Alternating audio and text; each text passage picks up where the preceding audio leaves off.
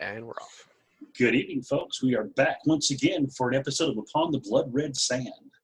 In our last episode, Captain Fergal McGuire, once again Corporal this week, led his airship. What was the name of the airship again there, Fergal? I forgot. Bad boy. The Elga. Yes, the Elga. Yes, he commanded his airship, the Elga, along with Terrence Hawthorne and the crew of another Beltan airship, on a desperate run to rescue the remaining members of the English battalion that they had come to Barsoom with unknowingly. They had gotten information that they were to be taken to the River Is and placed upon the river to be sacrificed to a goddess. They had to navigate the treacherous winds of the Great Canyon, which they did so with deftness and alacrity, and not a small amount of just pure gumption. Meanwhile, Baldric Hawkins, the ever bold, faced off against the Jeddak of the Green Martians in Beltan in single combat and defeated him soundly to the roaring cheers of the crowds as they watched on. And with that newfound power, he summoned the Green Martians to war, to follow his fellows and to rescue his own men, and from there for possible further glory. So as we come into this day, the dawn is breaking across Barsoom. The night so harrowing that Terrence Hawthorne and Fergal McGuire did not get a wink of sleep the entire night, being buffeted by horrible winds, sandstorms bursting just out of nowhere, blinding them and causing them to have to cover their faces to remain seeing, otherwise become blind from the biting, cutting sand. And though the night was very treacherous, and there were more than a few losses as people who did not hold their grip fell off into the darkness, into the actual void, as the wind whipped away their cries of terror as they plunged to their death. The two airships find themselves coming out of the dust into that morning, into that bright, bright sunshine. What do we see of Captain Fergal McGuire upon the bridge of his great ship? So as we've come out and the winds have subsided and he takes off the hook, probably took it off a little prematurely to show he's the captain. And he claps the navigator on the shoulder, and that was a good job. You took us through. Well done. And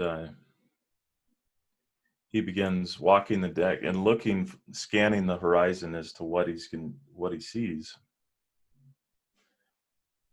So perception, I guess. No, don't know he's for perception. What you're able to see below you is, on this side, the wall of the canyon is not quite as high, maybe a mile instead of the 2 miles it was back around Beltan. You see this is one of the few times that you have actually seen the sunrise, that to be a little bit occluded by the dust floating in the air. The sky itself is a beautiful rose color. Beyond, you see the usual rocky plains of Mars, but you also see that the very, very edge along the bottom of the promontory of this side of the canyon is a profusion of growth. Just a tangle of great thorns, hedges, possibly trees, different kinds of vegetation down below. And the sound from below is a cacophonous noise. It's somewhere between the din that you would expect in like a bazaar, mixed with the sounds of different predators roaring and occasionally howls of pain. Beyond that, the rocky land stretches out to the south, as far as the eye can see, dotted here and there with large boulders, possibly old ruins. And of course, you also see the other Beltan ship, which is just a bit off to your starboard and a bit higher there. And up there, of course, we have Terrence, Jed of Blackwood, standing there next to his good friend Vress Vaughn, who has, though looking a bit worse for wear because of the blowing dust and such, has a huge grin on his face, breaking through that dust that edges where his mask was. He looks back at Terrence and says, "I told you I'd make it through." So, what do we see of Terrence at this moment? Terry will pull down his sand mask and put his goggles up on his forehead, and he'll just smile, kind of beam at the work that we've done. He'll look over his shoulder back at the trailing ship, and as he's doing so, God, he hopes that ship is still there. Once it does, we're fine now. And he smiles. He'll put his left hand on the captain's shoulder and just like squeeze him there. Well done, my friend. I did not doubt you, but that was no small thing. Just gives him a knowing smile and nods. He grins, lets out a little small belly laugh, and he says, "Of course you never doubted me. You knew exactly what I could do there." But the blood runs through my veins when I pass that way. I look back to Prince George John, Prince of Beltan. His eyes are a bit white rimmed, as he's never been through anything quite that harrowing. Although he's definitely calmed down from the time you were sure he was screaming into the wind, but of course you couldn't hear it because the wind was so much louder. He drops his he drops his mask as well and raises his goggles, and a bit of dust sort of trickles down from them, causing him to sneeze a couple of times. And he says, "If that is what all adventure is like, maybe I'm made for being a diplomat." My prince. What? He has these big eyes, and Gress Vaughn looks over at him and said, "You're made of much sterner stuff than that. The Chan clan has been through twice as tough as that. In fact, I heard once that your grandfather, well, with that very sword," he points to the one that's on Terrence's hip, carved through the greatest warriors that Zidanga had ever placed upon a field. And in that same time, he was, of course, being covered by a dust storm, kicked up by the mighty exploits of John Carter as he jumped about, leaping back and forth, his feet hitting the ground and kicking up dust so quickly and so high that no one could see, and he would come out of the sky as if a great, he says a word that translates as a winged lion. He would plunge down, snatch a few up, and then leap up into the air again. So, and he's just grinning ear to ear as he says that. Terry will take a few steps back, and he'll actually disengage the saber from its scabbard with a click, and he kind of he drops his left hip, and those of us who are actually on the command deck, Terry does not reach for the saber. You see his hand is up here, and then the next second there's a saber appearing in his hand. There's a puff of his sash, the Union Jack that he's been wearing across his hip, and then it comes out with a hum, and he takes an on guard position, and he's just kind of like stunned. He stands there, but stunned. He goes, "Oh, my liege, you have a very beautiful singing voice." And then he'll actually dance, and he'll bring it through the saber through a few basic cuts that it looks like a flash of light. one thing that you find about these Martian sabers, especially the ones that are very well made, they do have of course, the fuller on both sides and such, but toward the tip, they have very, very fine holes drilled through the entire blade. And as it dances through the air, it makes a slight whistle. Oh, it's And tuned. you find as you swing this thing, when you're spot on with your form, that whistle becomes very musical. So Terry grins from ear to ear. And he goes, on this operation, Kree-chan fights with us. He grips the saber in his hand a little bit tighter. George sort of smiles. He said, "I haven't heard that particular song, since I was a small child, and grandfather was teaching my uncle." So, and he sort of smiles at that and gets a bit of a misty-eyed look, and he says, "Yes, we'll fight well together." That fear I was feeling back there, it was to pass up, passing spell. I put my arm on the prince's shoulder, my hand on the prince's shoulder, and I steady him.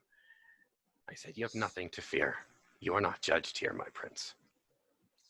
Meanwhile, we pull back from the two airships as they cross over the promontory, heading toward what we can see as an old road that runs along the side to the east, from the east to the west.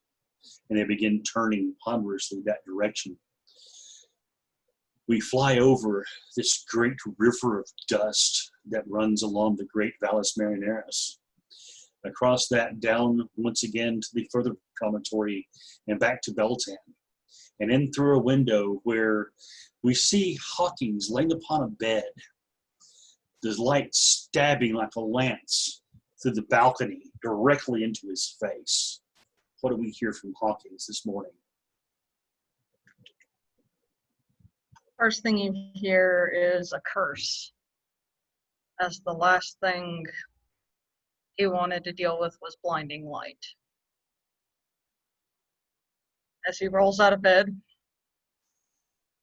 and gets dressed, ready for another hard ride, and muttering about how sore his legs are.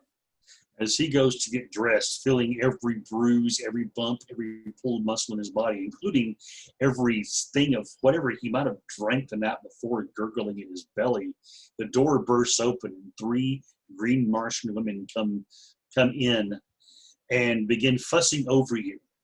As you're reaching for your own clothing, they're fighting with each other to be the person who dresses you. And then they take your trousers, and one of them says, "Not enough," and throws them out the balcony. She then goes and goes, "Yeah, we have better." And next thing you know, you're being dressed in some of the finest Martian battle dress you've ever seen. The battle skirt obviously looks as if it's been altered fairly recently. It comes down just a bit beneath your leg or beneath your knees. The vambraces that are placed upon you are obviously of Martian make and utilitarian, but polished to a very fine mirror over boots that are placed upon your feet. The harness is a wide harness, and as you look down, you see that Union Jack emblazoned upon your chest on this harness. Not just a carving of a Union Jack, but one that has actually been inlaid with enamel so that the red, the white, and the blue stripes blaze off of this mirrored finish with fine black leather straps. Braces are placed upon your arms, and a short sword, better than the one you had before, better than the 2 that you took off of that Green Martian yesterday that you defeated, is strapped to your waist. And all 3 step back and look. Says, "Yes, now you're dressed as a Jedi. Now we will not be ashamed to see you walk through the streets." Thank you, my wives. You honor me as such. Mm-hmm. You hear down the hallway cursing, as you stick your head out, and you see Sit Basar come walking out dressed very similar with the wife, one of the wives, who is shoving him out and saying, "Go to your Jedak and show him how grand you are today." He's like, "Damn it, woman, leave me alone. Where are my good slippers? Those are pieces of crap. They're ratty. They're falling apart. I threw them away." I'm gonna Zint. Okay, he looks Never up. argue with a Jedak. woman. So he crosses both all four arms and bows and says, "Yes, my Jedak, of course." And I'm gonna stage whisper. They get scary when you do, and they will make you sleep on the couch for 8 moon cycles. His eyes get big and says, "I do not know what the word couch means. It must be a horrible beast." Very horrible. Very horrible. You sleep alone, cold, dark, never to feel the warmth of a mate. That is not such a good thing. So you live. The drink did not poison you as you claimed it would. Last night Surprisingly you not. protested that it would be your death, and then you did something that I did not know was possible for someone your size. The amount of whatever that was produced was, well, it was awe-inspiring. We had to call others in to see this. So Bit Kistra was amazed. Well, let's just say he was the first one that figured out that for some reason you rejected the alcohol, and he thought, well, this is definitely a sign that he will surely die before dawn. So, Yes, we humans are interesting in that manner.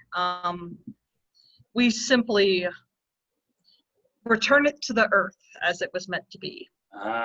it's a religious thing. I understand. So downstairs, you hear the main doors open up, and you do hear a bit of just a little bit of complaint from Keel down below, who is apparently was cleaning up this morning after whatever happened last night, as about 6 more green Martians come marching in, and 2 red Martians. The red Martians, one of them is Sheila Thoris. Well, no, yeah, so you know her. The other one is a fellow that you've seen around, but not actually spoken to. His name is Krieg Den. He has always stayed from a respectable distance from all of you, but today he's in full battle dress, and upon his breast is the same Union jacket that's on yours. Picked a side, have you? Of course, the side of Jasun, the side of the Sagers, and you see at his neck is a small thong holding one of those blue discs. And Sheila Thoris comes in and she says, "I actually have word. I was hoping that the Jet of Blackwood was still here, but I heard that he left." Yes, my sergeant went to find his glory and aid us in the battle.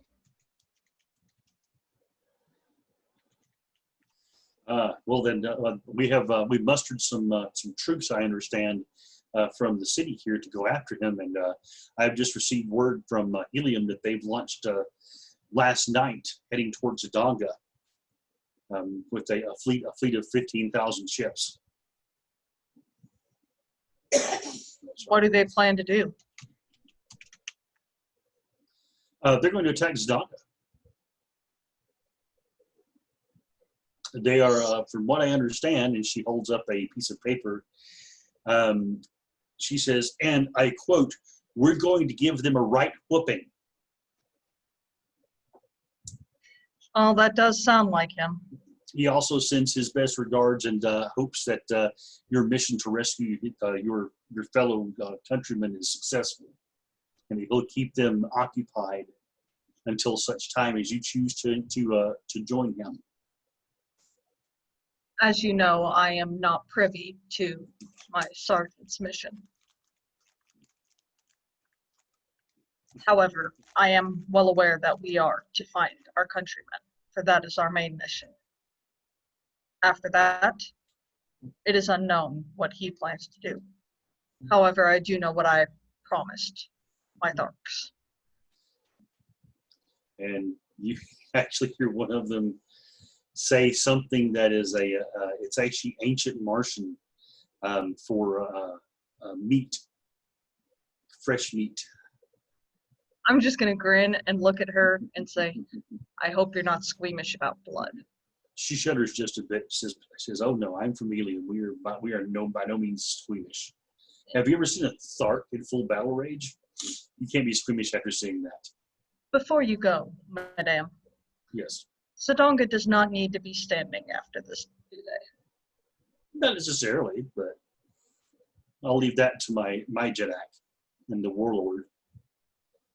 So, but However, these fellows here, so we're waiting outside, and they chose to follow me inside. The Green Martians at this point are just standing there with their arms crossed in a salute. Zitbasur is there next to you. He sort of nudges you a little bit with his lesser arms. He says, "You should salute them back. Just cross your arms."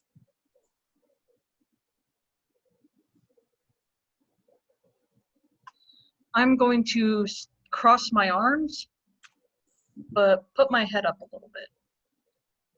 Okay. As you do, they look up at you and they say, "What?" We have all of our men are ready. All of our weapons, all of our armor has been polished and cleaned, so that the enemy may see us. I'm gonna look towards Zint because he's the only one I trust besides one other, actually. There is one I wish to call upon today. Mm-hmm. Who would that be? I'm gonna ask for Cole and Hark specifically. Cole and Hart. Yes. Okay. They're brought into your presence. I'm gonna look at them and say, pass the word to our Green Martians, to our Tharks.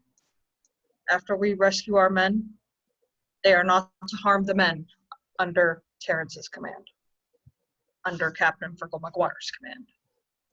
And Terrence is to be referred to as Jed. He is to be respected as one of my rank. As you wish. Everybody else in Zidonga is free game for whatever you choose. They grin. We'll spread the word. We have they said we have the horde assembled, and they motion towards your balcony. And as you get to the balcony, you can see out over the city, out in the areas where those two airships had once been, where the Elga had been repaired. You see a sea of green.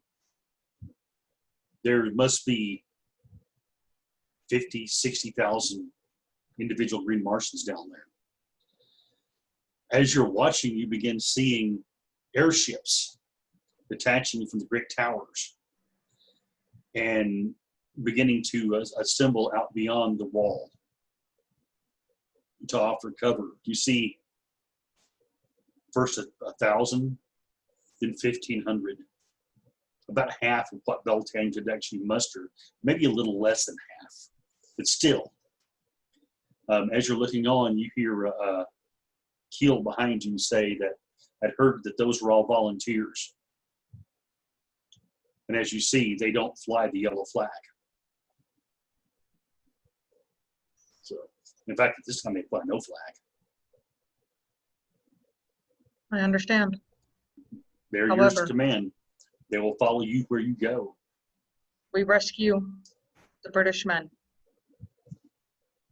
We protect Captain Fergal. We protect Jed of Blackwood. Okay. And then I'm going to raise my voice for all around to hear. And then we raise the Donga to the ground. You hear every last one of the traitors. There's a full-throated cheer from the room. And even Sheila Thoris joins into that, sort of grinning. And she tells you that she'll be she has to go up and speak with Bo Chan later today. But then after that, she'll be on her way back to Helium, and from there, hopefully, to Zidanga to meet you as you're triumphant. I will see you there. We ride. All right. As we pull back from that scene, we pull up. We see this gathering army. We hear as we see this the balcony from the outside, and we see Hawkins go to turn. We see Colt Vicar lean over. He says, "I know a secret way." And the scene shifts away. Back to the deck of the Elga. We see Fergal there. A little worse for wear. The crew doing some hasty repairs because, of course, his ship was not quite fully fixed yet, and the storms did knock it around a bit and knock a few things loose. But the few green Martians he does have that are on the decks are getting ready to start mounting these great cannons for him. And we see the forms of Sita Tali come over, and she's has her gear checking on injuries and such the night before. And she comes over to Fergal and looks him up and down and says, "You seem hale. Are you okay? Do you need to check? Do you need to be examined?" That as inviting as that is, I think now's not the time. But I will take a rain check. She tilts her head. What does that mean? At another time. Oh, yes, definitely another time. Is the crew badly damaged? We have a few minor injuries. One broken arm, which I've set. The rest are mainly just bumps and bruises and some abrasions from the sand. Of course, we lost 3 men overboard last night, but okay. that was by their own stupidity for unconnecting themselves from their safety lines. So shakes her head and says, "Some of these men, they have to prove their boldness by being idiots."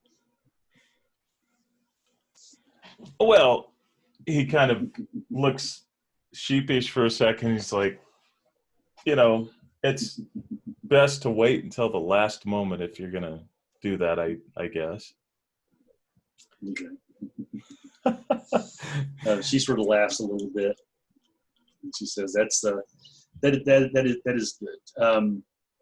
The rest of your command crew gets together, and they're at the moment they're still sort of following the other ship.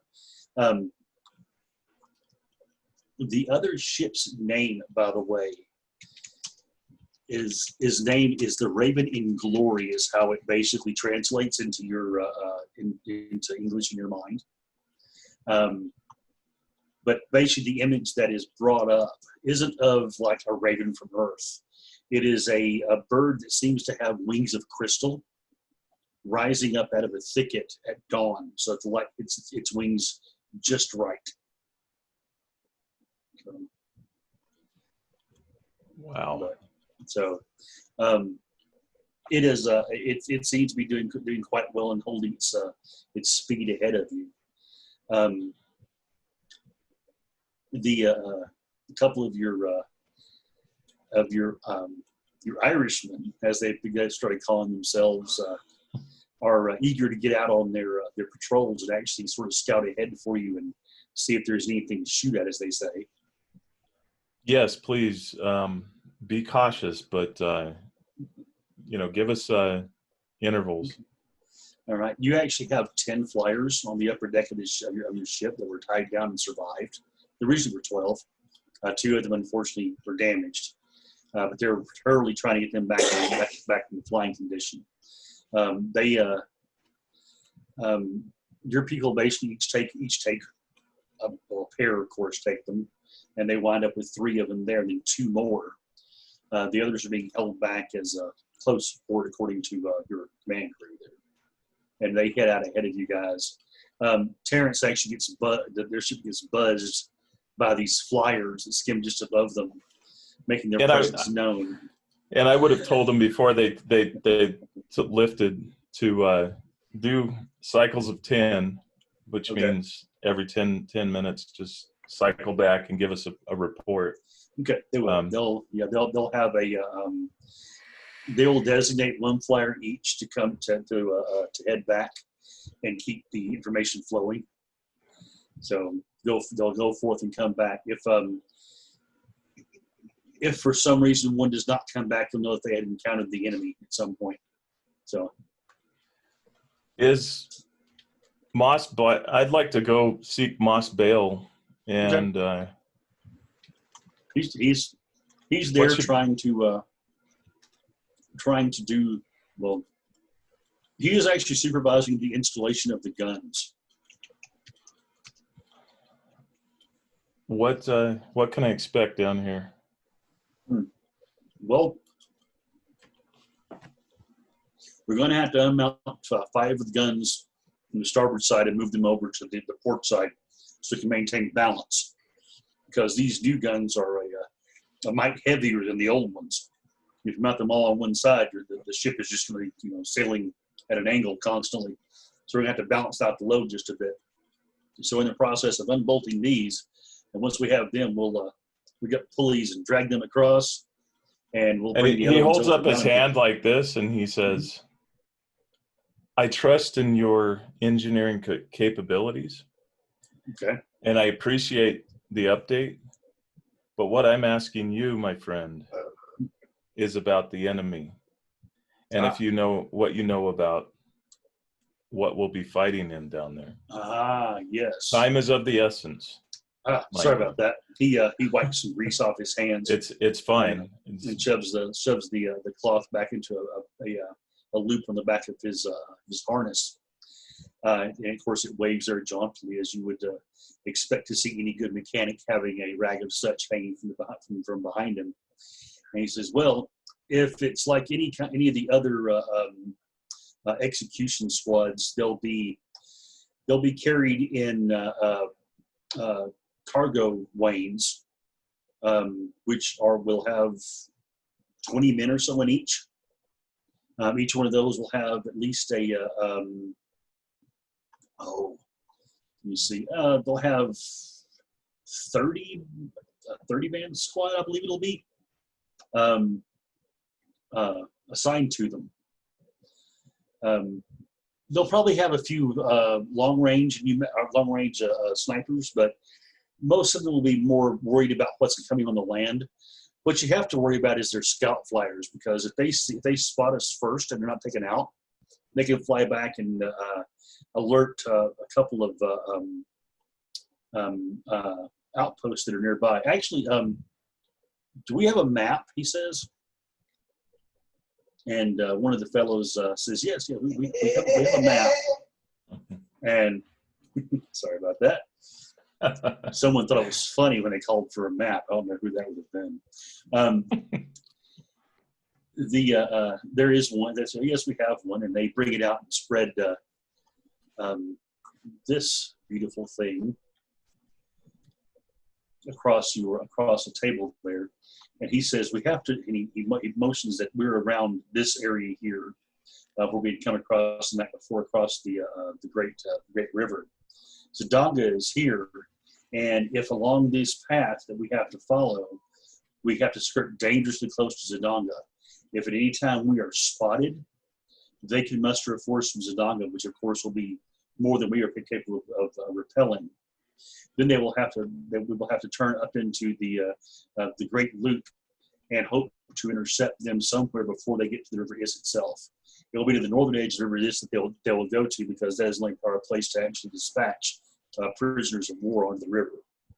If they do it anywhere else, they'll be desanctifying the other holy places in the area.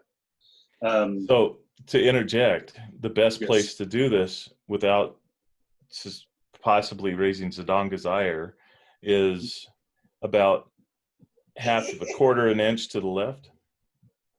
In here? Well, right about that bend, right about Yes.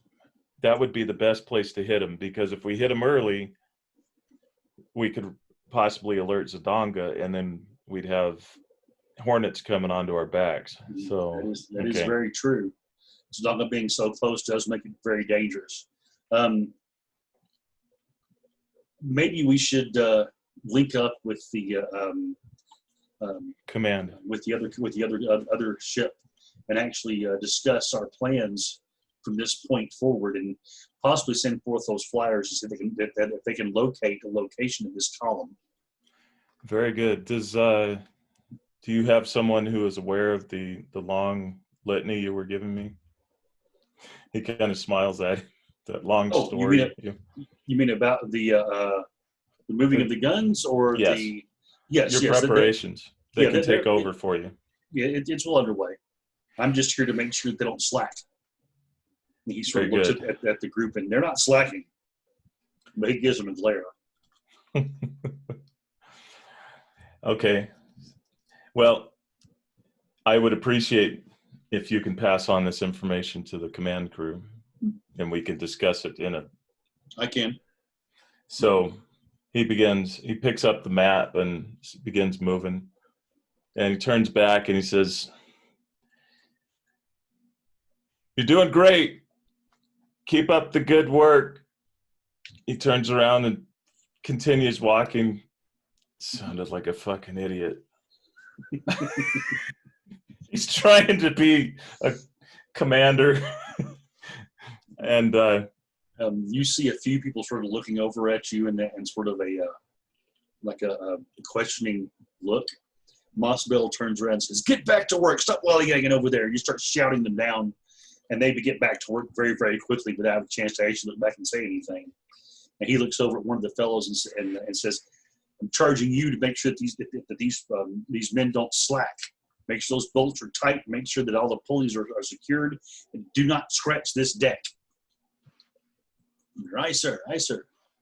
And he turns around and says, "I'm going to speak with the McGuire.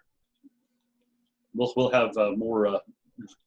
have more repairs for you yet, as we if we're going to take it to this Don, it's quite what's the word? We're going to bugger him." Aye, I got you.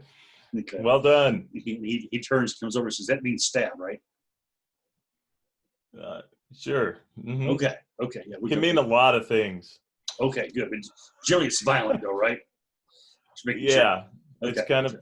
I used it right. I used it right. Excellent. Okay. And I kind of lean forward, and it can also mean you doing vile things to another person that they don't want you to. Anyway. Okay. Tilts his head. The Green Martian way. Yeah. Okay. Or the bad way, like violating you the way that you don't want to. He turns around and says, yells out, "We're definitely gonna bugger him." So as you guys head up to the deck, that's the score. We sweep over to the Raven in Glory on its deck where Terrence is. And he is real quick, let me interject. I'd like to let the the landing place where they're going to give reports back to us. Mm-hmm. I'm going to tell them to be wary of scouts from Zodonga as we're flying close to their airspace, I guess. And so pass it on. Oh, definitely. They'll definitely keep that in mind. They'll fly low and fly fast. So as we sweep over to begin, as we sweep over to the Raven in Glory to Terrence, we find him somewhat exhausted, as everyone else is, and George is asked to retire to his quarters for a bit of a rest before the excitement. And as he retires into the room, a moment later, he comes back out and he says, he walks up to Terrence. He says, "There's something I want to show you, sir." Permission to leave the command deck, Captain. Of course, we've got this. He will snap a quick bow to the captain and then a salute to everyone else, and he'll be on George's heels. George takes him back into the quarters that you guys have been assigned on this ship. In fact, it's the ones that you've pretty much occupied since the first time you set foot on this ship.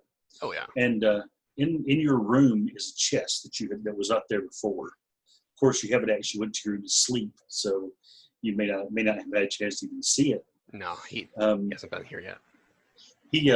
George unlatches a intricate set of latches in the front and opens it up. As it folds back, it reveals a red Martian-style crested helm. It folds the sides out to some greaves and bracers, and in the bottom is a very finely wrought Martian battle skirt and a harness with the Union Jack emblazoned upon the central metal that will protect your chest. It's enameled in the red, white, and blue colors of your homeland. It's a fairly good rendition, actually. He says, "This was to be a gift to you, sir." The harness itself, actually, all the clasps and such are clad in gold and inlaid with gemstones here and there to make it a truly resplendent bit of armor. Terry will approach this this gorgeous piece of art and kind of almost like hesitantly to run his fingers over the gorgeous jeweled trappings, and you'll see a kind of a gasp as the Martian morning sun kind of dances across the gemstone's facets. And after a long moment of quite literally breathlessness, he looks on and he says, "These are the jewels of a king. I am not worthy of such a thing. I am such a." This is the medal of the Jet of Blackwood, as it has been commanded by the Jedak of Beltan. She had these made for you. I think it was some dozen days ago that she had commanded to be done.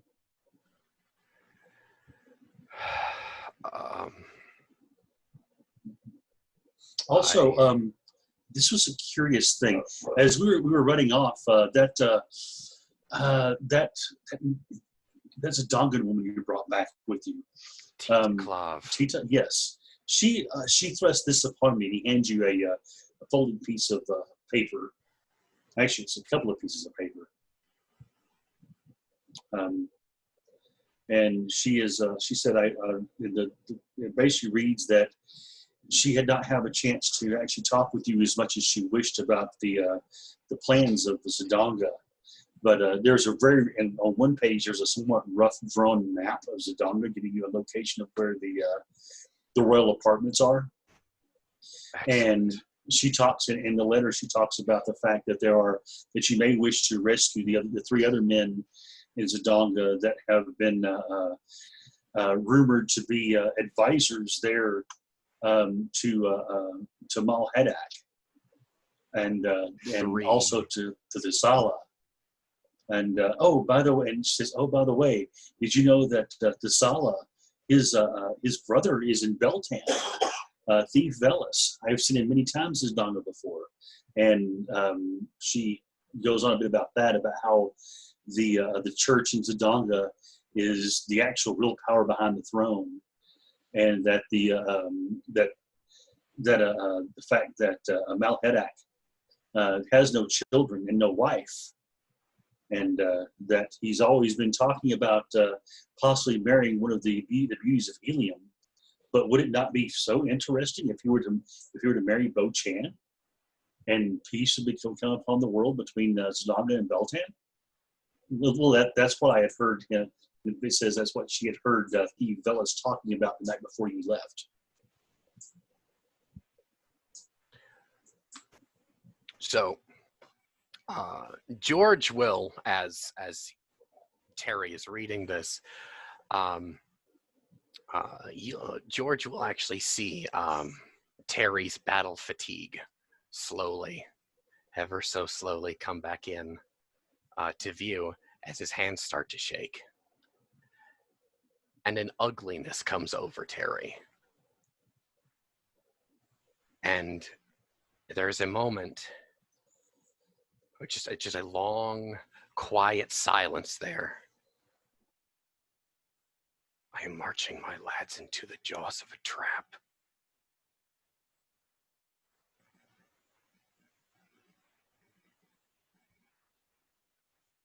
Thief Velis is the younger brother to the high priest of Is in Zidanga.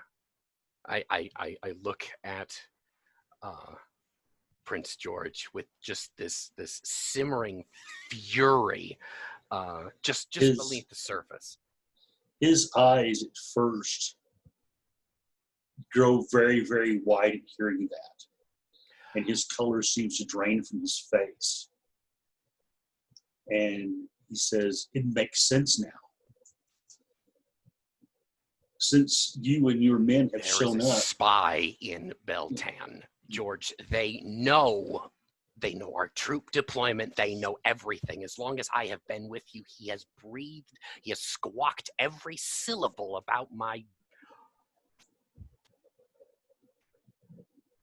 your aunt is not safe. And actually, I sidestep around him with my Earthman agility, and I am out the door.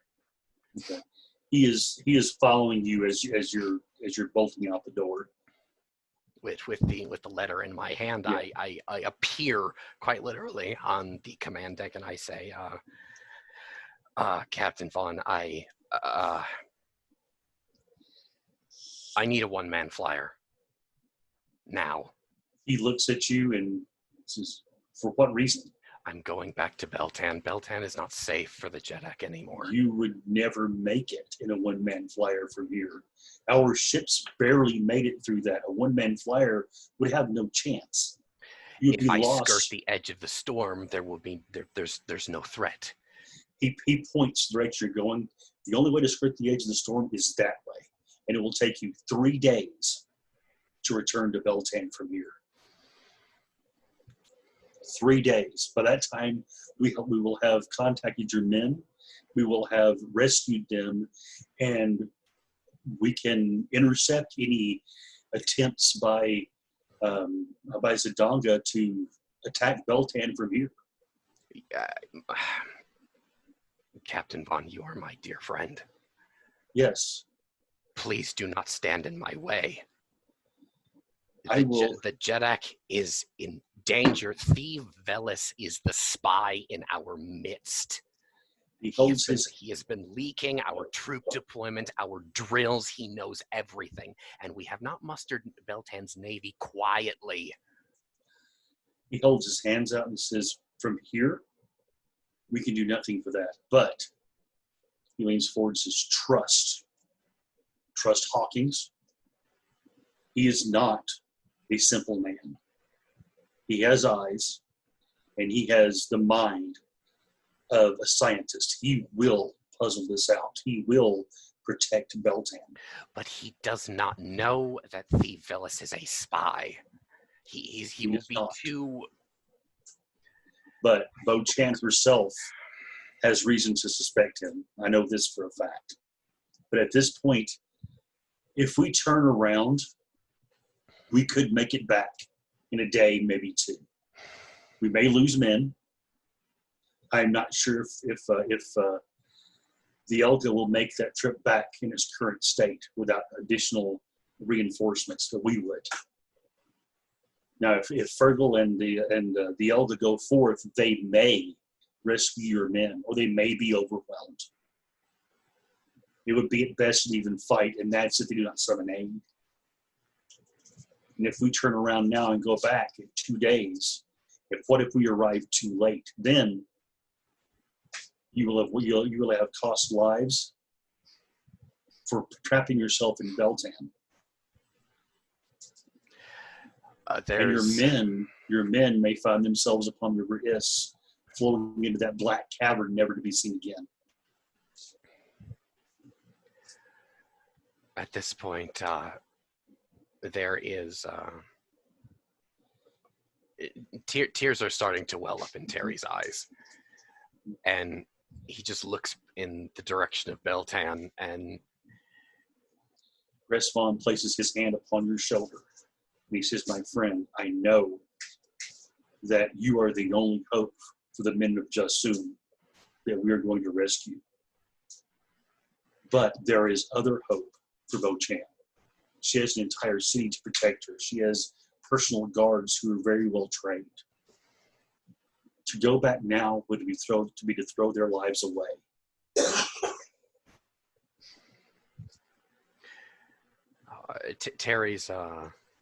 Terry's lower lip will actually quiver at this point as he begins to crack.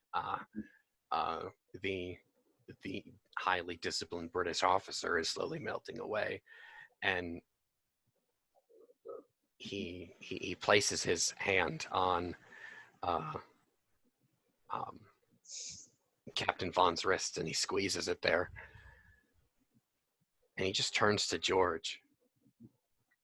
George still has that pale look upon his face, and as you look at him, you see his eyes begin to well. And in an amazing move of speed and agility, he launches himself forward and throwing his arms around you and hugs you and begins to cry. He says, "She's in danger, and we can't help."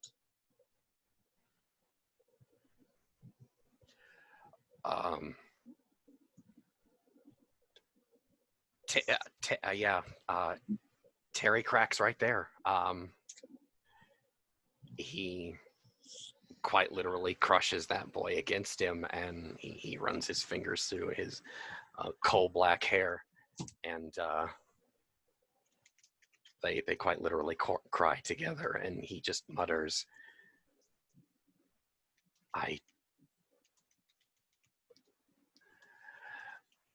After a long moment, he looks at Gresvon directly in the eyes, tears streaming down his face. He says, "I love her. I cannot contain my feelings any longer." He looks at you, he sort of nods, and he turns around and booms. And he says, "Who will give their life for the Jeddak of Beltan?" And several people turn and look back, and you see several say, I will. He says, "Who will man a one-man flyer through that?" And points back over towards the great river of dust. And you see doubtful looks. Then you see one fellow step forward. He says, "I'll do it. I've been through it before. I don't fear it." And he says, "Come here." Fellow comes marching up, and he's wearing the harness of a scout. He says, "My name is Thordige, and I have been through that storm myself in a one-man flyer. Yes, it's difficult, and yes, it is harrowing, even more so than being on a ship. For there's nothing between you and the fierce wind, but it can be survived." And he said, Gresvon looks over at you and he says, "Write her a letter. Write it quickly, but make it legible." He looks at him and says, "We have a mission for you. The very survival of Beltan may depend on it."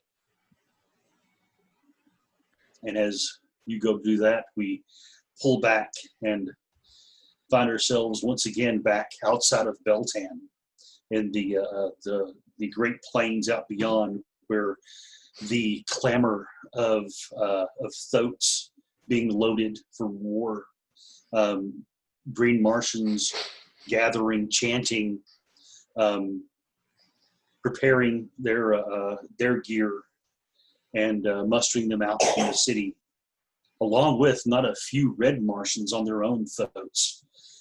Their gear marking them as nomads of the various plains that may have marched here at one point, and at their head is none other than Dill Torvid, the Red Martian that had set up on the council.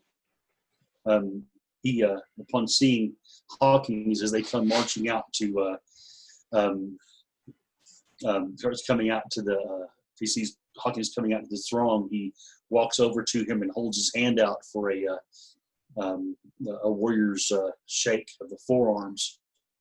And he says, "You fought well last night. I've not seen a fellow of our stature take on a Green Martian quite like that since, well, I've heard tales, but I didn't think they were true."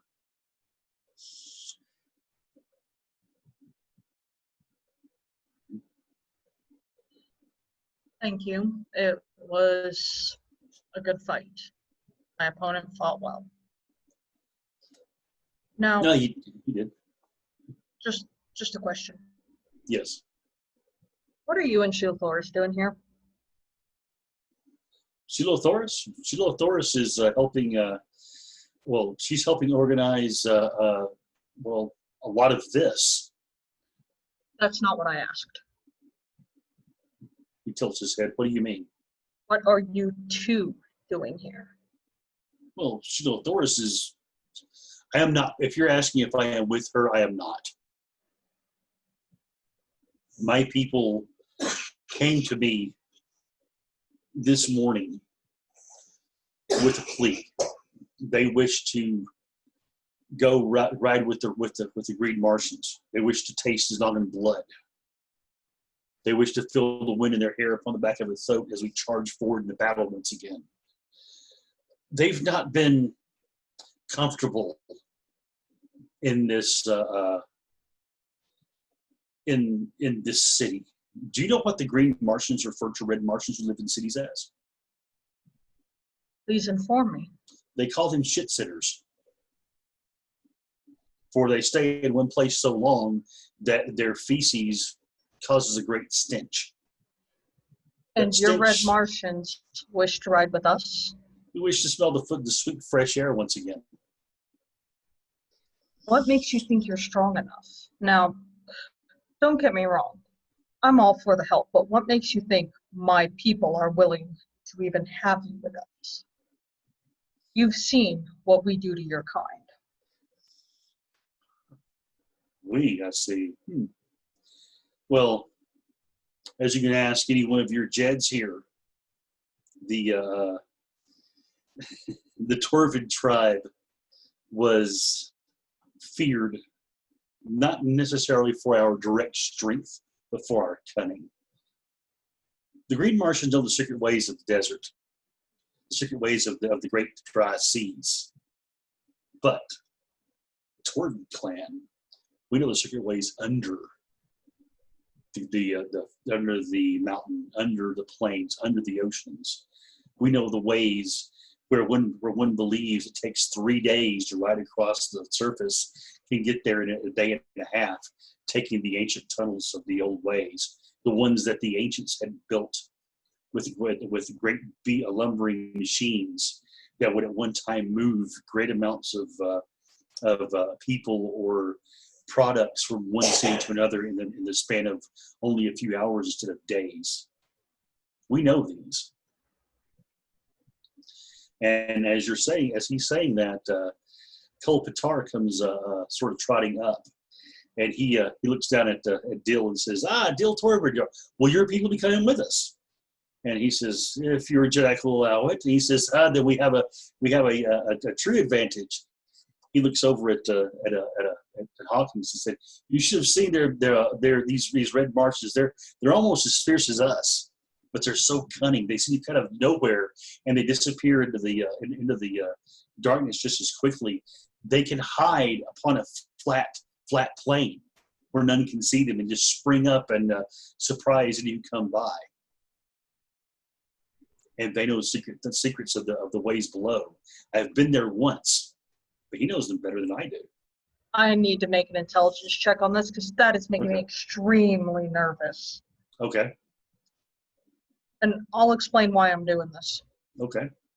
Let's hear what's in Hawking's mind. All right, what's going on right now is this guy is basically coming up from nowhere. And he is really sugary sweet. First off, I don't like that. Okay. Second off, I've already had an offer from somebody else to lead me. Mm-hmm. Third off, these guys, he leads off with their cunning and offering to take me into the deeps where no one is going to find me and my people. Hail to the no. As a warrior, that does not sit right with me at all. Go ahead and make your intelligence check then, real quick, or your smarts, yes. Smarts, yeah. Smarts check. Do a Because smarts check. something's really not sitting right about this offer. It's just, I don't know about you, but I would be extremely suspicious about that. Okay. It's understandable. 16. All right. That's 3 good raises. You start the connections start clicking in your mind. You've seen Dill Torvik around. He's part of the High Council. You've known that the reason why he is on the High Council is he represents nomads that have come into the city, and they all follow him, much in the way that the Green Martians can follow poor Pole. It pops into your mind that this fellow, as far as the Green Martians and Red Martians are concerned, of the nomads, is a man that will be considered your equal, or your of a similar stature as yourself as a leader. So it's possible that the reason he hasn't spoken with you before was that it would be seen as a weakness to his Red Martians if he did, because you were not of high enough status for him to do so with. But now, to publicly come into an area where your Green Martians are dominant and to speak with you, you know, as you look around, with a mere flick of your fingers, you could have him dead in a moment. You could have every Red Martian upon this plane dead before they could draw weapons, if possible. But you also look around and see that your Green Martians are showing these Red Martians respect. Yeah, I'm not They're a treating fan them. of that. They're treating them as equals. They don't see them as an enemy. They seem to be happy that they're there. What's the promise that you're not going to turn on us? What is the promise? I will not turn on you, and I will not leave my men to turn upon you. Correct. He looks around and looks to see who all is around, and he bellows out, "I, Dill Torvik, Jeddak of the Torvik clans, do hereby swear that I put my medal with yours for this mission. Should you fall, I will fall first. I will not lead you down a blind path. I will not lead you to a place with no shelter. I will lead you to your men, and we will rescue them. From that point forth, you are free of any bond to me, and I am free of any bond to you. But I swear at that moment that my men will return to Beltan and defend this city as well." What it basically comes across to you as is that basically he is saying an oath in front of everybody that if he double crosses you, his own people now most likely will tear him down for being an oath breaker. And secondly, he is not holding you to anything beyond that. No great treaty, no obligation to return the favor. Only that once the mission is done, you are free to do as you wish. I accept your aid. He nods. He says, "Good." And in trade. Mm-hmm. For no help comes without a price. I shall give you something of mine. As you wish. And I pull out something they would not have on this planet. Okay. 1 round. Okay. From my pouch. Just a One round single of 303 ammunition? Yes. Okay. And I hand it to him. This is something you will not find on this planet unfired. He takes and looks at in his hands.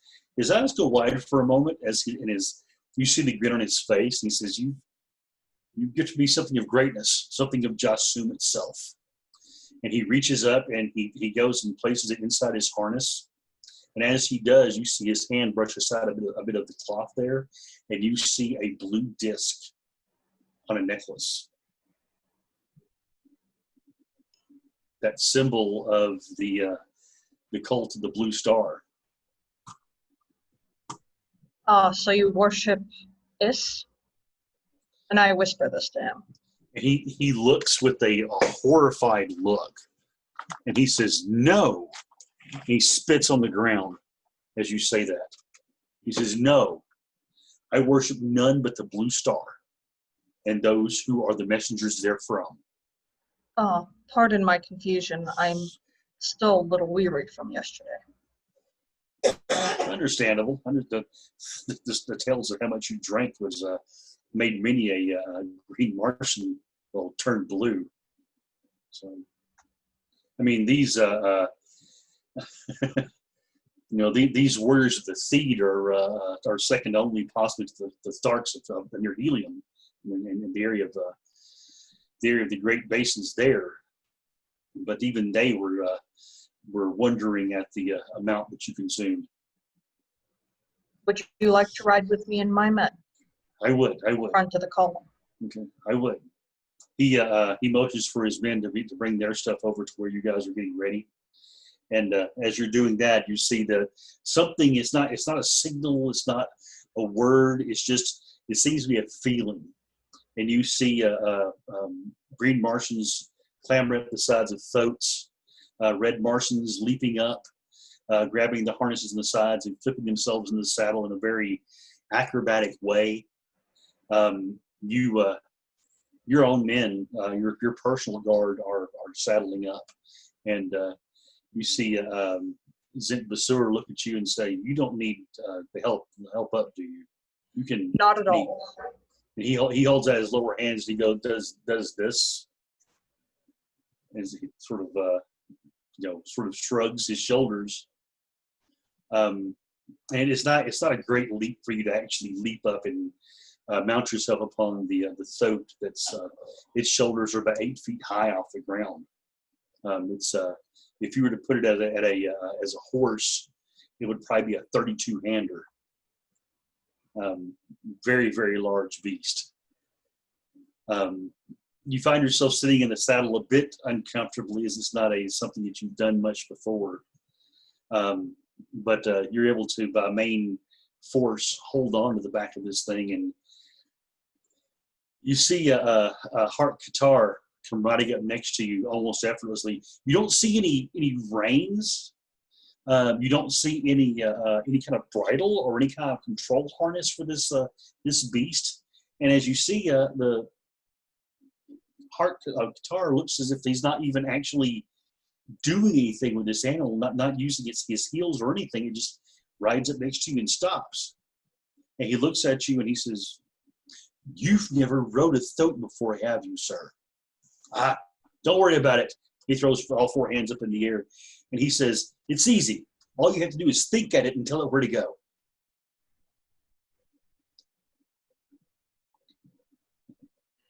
That should be very easy to manage. Just I'm think gonna at it too. I'm gonna whisper over to Zint. Mhm. Did you assemble the guards I asked for? Yes, sir. To myself, I really hope Terrence and Fergal will forgive me for that. And I think to my thoat, forward, you beautiful beast. And the thoat lurches into a trot as it begins riding forward. As it does, you're being react and start riding forward as well. And you look over and see that the red Martians of the Torvid tribe and Dil Torvid, right by your side, is also begins riding forward. As they do, a great cry rises up. The sounds from the throats of these upwards at this point of 50,000 men who have assembled is a great roar, and echoes through your mind.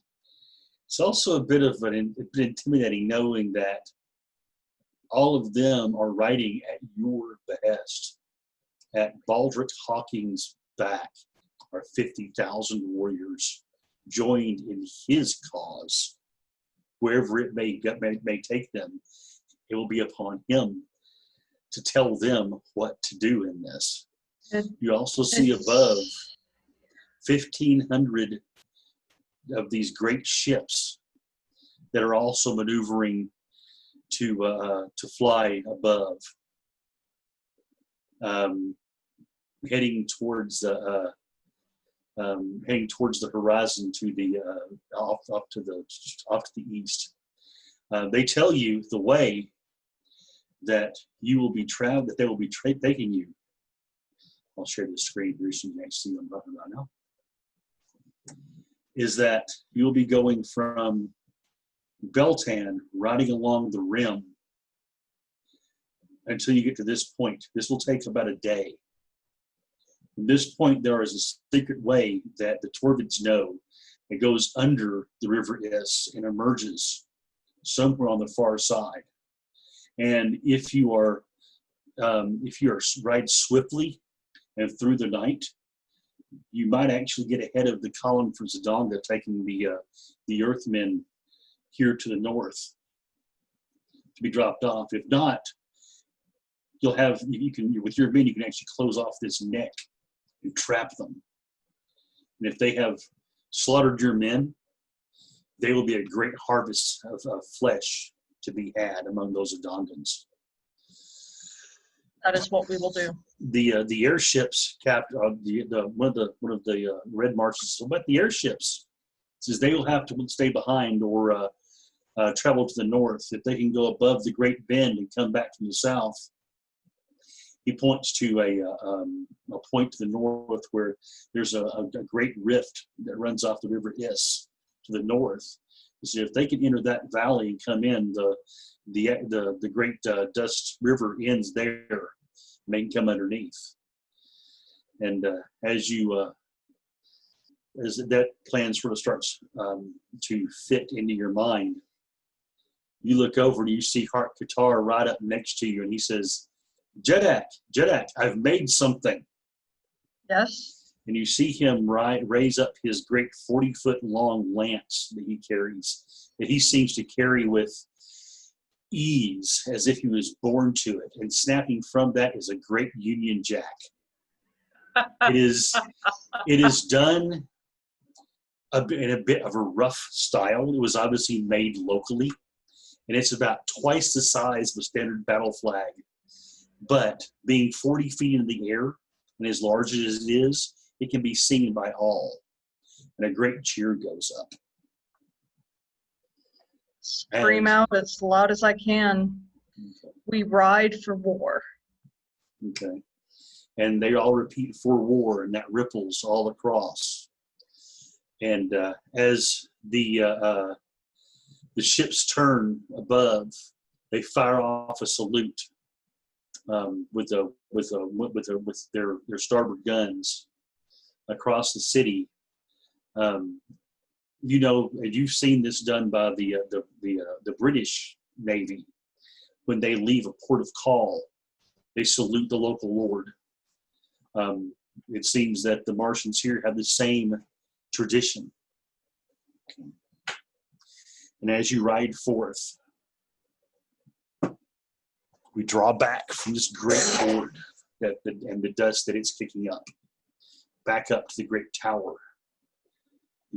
of Beltan, to the royal apartments, where we see the form of Bo Chan looking out over this, tears welling up in her eyes, the tears that she could not shed in public for fear of looking weak. And she whispers into the air, "Dear Hawkins, go forth and bravely with those men. Add your strength to dear Terrence, dear Terry, and bring him back to me." And you hear the door behind open, and she turns and looks, and Sheila Thoris has come in, and she comes running over to her and she says, and she says, Bo Chan, there's a bit of urgency that I need. I must. And as she's trying to mutter this out, you hear the sound of a radium pistol fire off. And you see Sheila Thoris's eyes go bright and go wide as a bloom of blue blood bursts upon her chest, and she falls to the ground. As she hits the ground behind her, you see the form of Steve Velis, the weapon in his hand still smoking. Behind him, a dozen more red Martians as they come bursting in. And Bo Chan looks up at him and says, "What have you done? She's the ambassador of helium." And he says, "Yes. And her body will be found here. I've delayed him, but Kel Thark was down below with the Green Martians wishing them a well. And away from her, he hurries himself up now to here. And when he comes in here and finds her body laying here, slain by a pistol from your own armory," which he throws the thing down next to her, he'll believe that that she was slain by your men. And of course, when he goes looking for you to ask answers, he'll find that you're not there. And there are those who have been instructed to say you have fled with your allies, fled to Zidanga to wed your true love. He smiles, and she looks at him and says, "I will never do that." As she reaches for a dagger, lunges forward, but before she can plunge the blade into his pale chest of the thorns there, she is sworn by the other Martian guards and pulled back and restrained. As she is bound, and she is marched from there out to her apartments through the upper reaches of the tower, where scattered about are the bodies of guards that are being hustled into side rooms, their harnesses being taken and placed upon imposters. She's taken up to the royal launch area, placed upon a small flyer, and it leaves, heading towards Zidanga. And with that, ladies and gentlemen, I'm going to take a short break real quick of about 10 minutes. And we'll be right back. Let's see what happens after all this goes down. Motherfucker. That was slick, Keith. I wasn't planning any of this. I've divided the party. I guess I'll be right back. I should need to take care of there's a certain call I'm getting right now that I must answer. So I'll be right back. That was slick.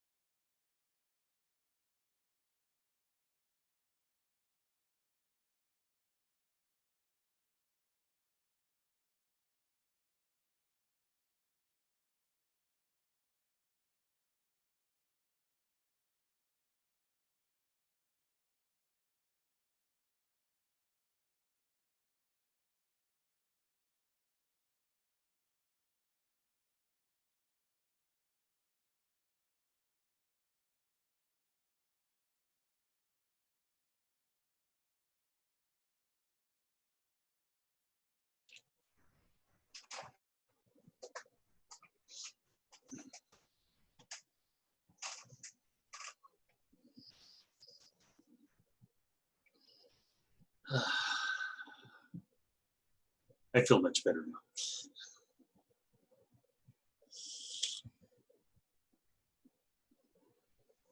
You've been planning that. haven't you? No, not at all. Not since the very first game at all. No. Uh-huh. But what is a good Martian game without a princess being kidnapped by somebody for horrible, horrible means and reasons? You know we got people to kill now, right? Oh yes. Oh yes. This dude who kidnapped her, you know, in the meanwhile, all my green Martians are going to raise the dawn, get to the ground. Yeah, after that, yeah. So I did not tell Terrence or Fergal that they were getting a guard. Oh, that's fine. So what did you think of the way I convinced the guards to guard? I like it. Well, think about it. It's like, you don't have to worry about your mates and children. They'll be raised personally. Right. Like, they'll be well cared for. Like, basically, it's like, I'm giving them the honor of being taken from, you know, basically commoners to nobility if you fall. What? Okay. I'm I'm actually using- reading through that right now, actually. Oh, you are? I haven't really been reading a lot of what you guys have been talking about over here. I've been Oh. really just sort of doing the whole, you know, storytelling thing. The Red Yeah. Dawn, I love that. Now for Wrath, Now for Ruin, and the Red Dawn, I like that. What do you think of the logic behind it? I used a medieval logic, basically, Yeah. where the commoners, if a commoner were to throw down his life for a noble, often their children and wives would be taken into the noble household. Oh yeah, yes. Yes, that will be, no, it will, Green Martians aren't necessarily as attached to family Right. as Red Martians are, or even as humans are by chance. They're basically by promising that, you basically said that you would always keep their clan You there? as your yes. Can you hear me? Yes, I can hear you now. Okay, lost me there for a minute. Yeah, I'll keep their clan as my own, basically. Okay.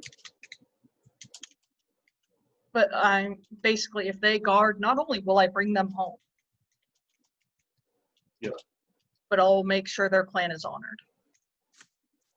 Okay. I took ancient practices of a were-guild, basically. That works. So they If they fall, they yeah. will.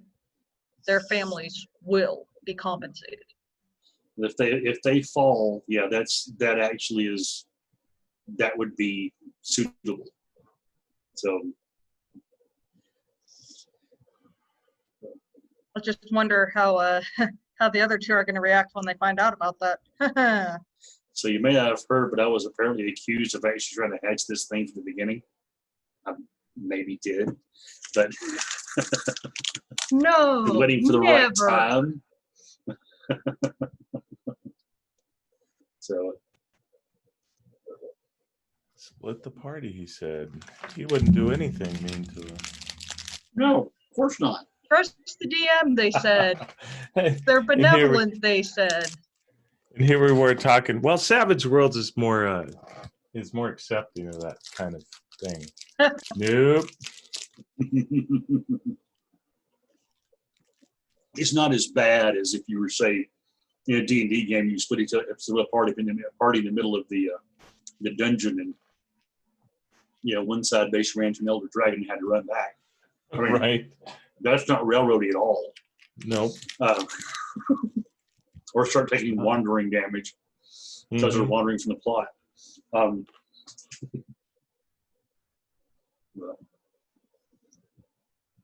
okay.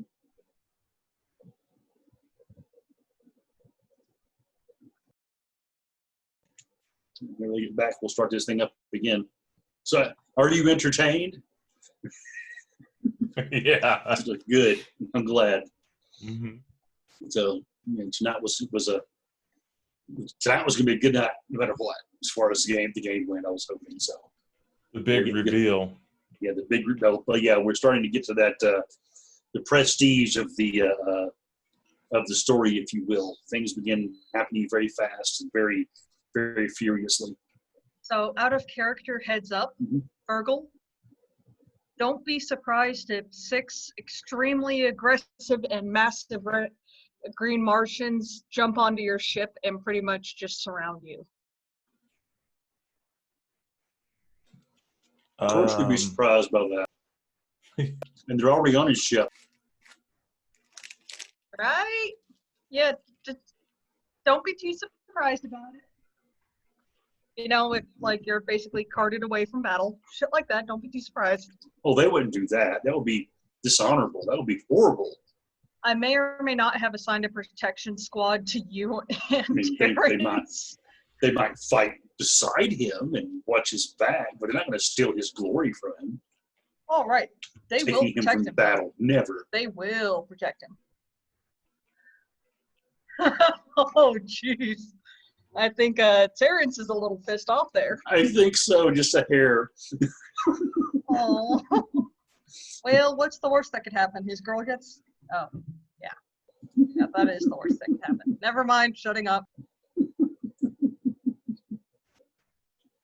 Bite your tongue. Don't worry, the Green Martians are just raising Zidonga to the ground. Once you guys tell me what's happening, I'll make sure to countersend the orders to make sure she isn't hurt either. Well, we'll have to find that out once that happens there. So, all right, I'm ready to roll back for this thing whenever you guys are. So, I'm just thinking I'm gonna see the picture there of the jet of Blackwood. He's gonna have flames in his eyes.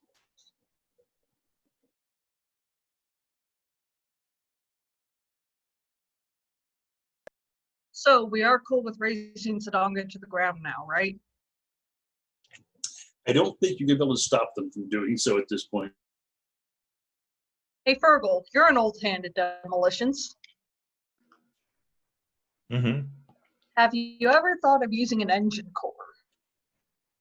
An engine core? An engine core and pulling a halo.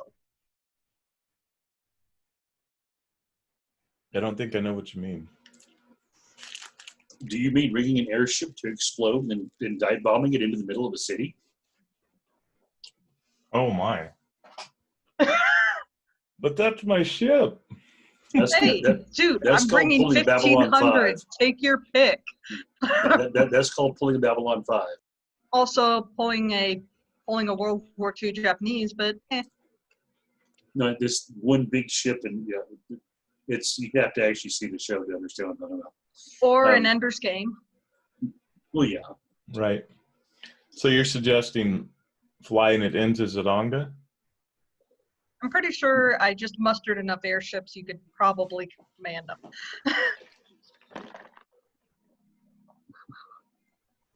So it'll be fun either way. So. Dun, dun, dun, dun, dun. Did you lose audio there, Rafe? He's still muted. I'm back now. My apologies. Terry needed a moment to center himself.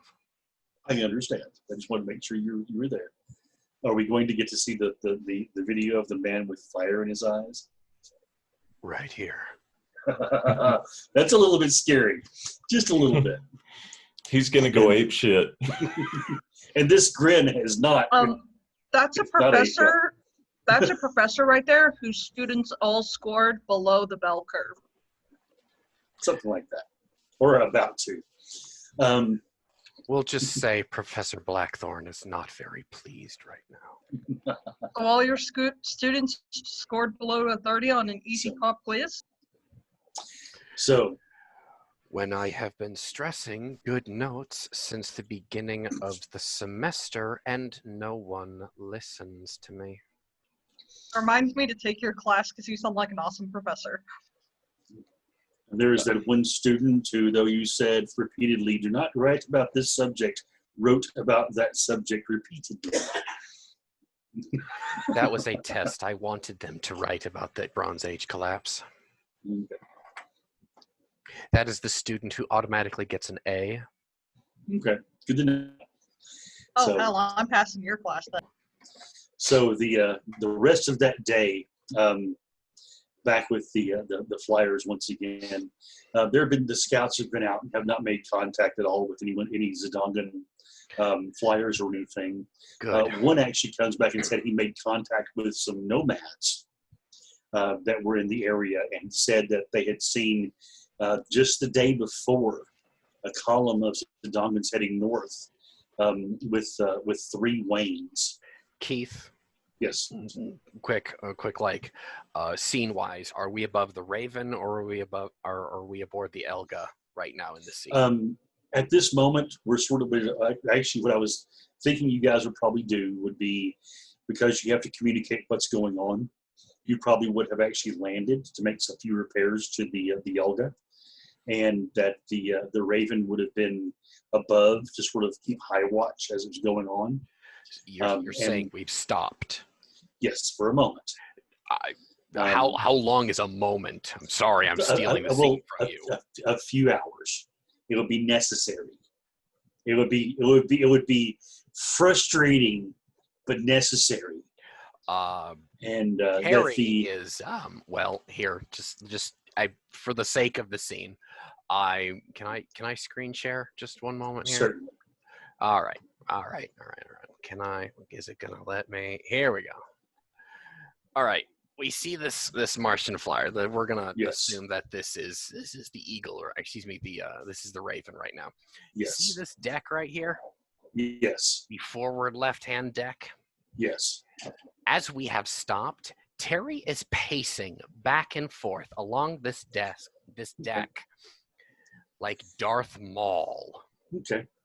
He's Well, in that glowering at everything, Well, in and that case- everything seems just too goddamn slow for him right now. Well, in that case, just behind that, in the open area, the commanders of both ships have gathered to plan out their attack beyond here. Because basically, you guys are basically your job is to locate the column and slow it down. We are the Beltonese Advanced Rekka Formation, is what we are. Yes. So you as they say, you guys discuss this, and obviously they occasionally glance over to Terry as he's pacing back and forth. What does Fergal think of Terry's appearance at this moment? I'm assuming have you let your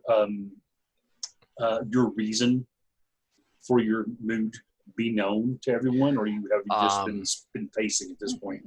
Terry's eyes are still a little bit stained with his tears, but it's simmering just beneath the surface. He has not spoken a word to anyone, but George is safe to tell everyone why and what and where. Okay. George, of course, continuously glances back over as he's listening to this layout of what's going on.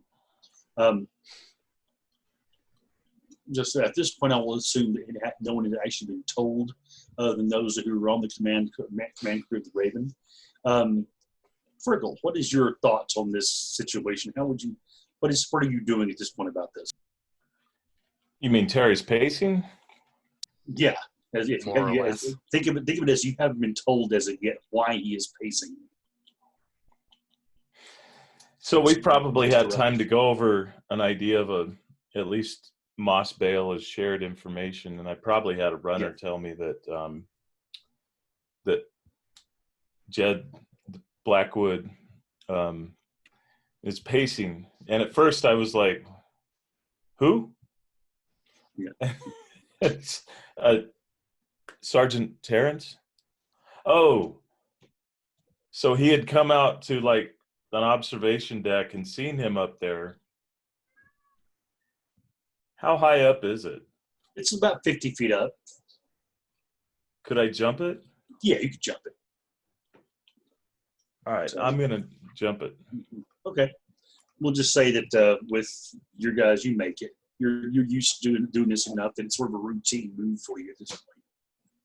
So I would imagine that I land behind him in like a hero's land, And Sure. Superhero landing. Thud. right. And then Bad for the knees. Bad for the knees. and you hear me say to myself, that's fucking awesome. As soon as Fergal lands, Terry has had he has not asked for it, but an ewer of water has been placed on like a side table up there, and it just matches up to where Terry turns and he takes a couple steps in that direction. Fergal lands, and the late Kree Chan's saber appears in his hand as he turns around, and with a thunderclap, he destroys that decanter as it sings the entire way. Crash! And the thing again, with a flick, the water flies over the edge of the command deck, and he puts the saber away, and he keeps pacing. Captain Fergal. Sir? All the recognition you get at this point. That's quite impressive.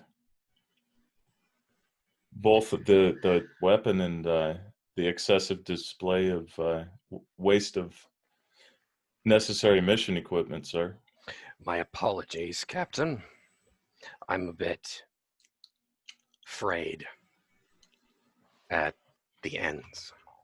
What are you afraid of, sir?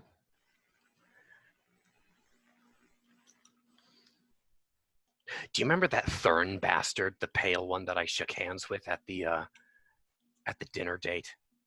That first night that we were in Beltan? Goes by the name of Theve Villas. He was a little friendlier than most. Like he was very eager to be friendly with us. I just wrote it off as somebody who was enamored with us. The other one, Fergal. The one who called me a viper. He's not wrong. You do not remember him? I remember now. Yes, that is the spy in our midst. Ever since that we began training these lads, he has leaked. It's gobshite. Zidonga knows our troop deployment. He knows our training. She knows that we're coming. And quite honestly, at this point, I am playing the role of our previous major, Beauchamp. I am marching us into the jaws of a trap. Terry begins pacing again. So we have to outsmart him, sir. I know. I'm working. What if we hit Zidonga instead? We can't leave our boys to be tore apart by the white apes and the plant men. We need them. What if we had the flyers fly ahead and taunt the apes into running back? That's on the other side of the cavern, which is again another 3, 4, maybe even 5 days out of the way. Well, And fuck, now you've stumbled across the reason why every second counts as he roars down into the ship, which echoes. I apologize, sir. I shouldn't have taken the Elga yet. No, we needed the Elga. What we need is to get moving! Sir, if they already know that we're coming, he kind of pulls up his trews a little bit and he says, he's trying to accentuating the crotch. Go out, balls out. Tackle walk out, in there like yes. Fucking brazen as hell. We have no choice. That is what we will be doing. What needs to be fixed on the Elga? As the narrative voice goes in my head. There were a couple of the the light gathering veins had been damaged in the storm. They'll be replaced within the next hour. You actually carried a dozen spares of that. The hardest part is that one of the lifting tanks had also been punctured. That's why they had to sit down. It's a slow leak, but over time it was going to cause the Elga to list to one side. And in the process of patching that will take about 2 more hours to do. It has to be done to make the ship officially airworthy again. During that time, though, the Green Martians are taking that time to secure the guns and get them up and running, and they'll be fully armed by the time they're done. They're also getting the forward screens replaced in the command deck so that the command crew and the pilot might actually survive the battle. Normally the rounds that the Martians fire are deflected by the glass that they have. It's actually an armor, a type of armor. They call it solidified light. It's something that's produced by radium. And it interacts with radium rounds, the fact that it causes them to deflect. The only reason that the rounds that you fired at the command deck made it through was because they were the brass, fully jacketed 303 rounds. So, okay. So I would imagine that Fergal actually slips into report mode and just starts rattling that off, just like that. Rattling that off to really quick Terry. bullet points. And then he finally says, but sir, we've got the cannons. Now, question, didn't Moss Bale could have told us if they possibly had the opportunity to replicate our weaponry, right? That if he knew. Yeah, as far as he knew, they had not. And as far as you know, those guns, no one had seen them but yourselves and the men in the foundry, which they were overseen by Court Calic, who was He's the first our man. Firstborn engineer on the council. Yes, that's him. And you've always known him to be somewhat secretive and liking surprises.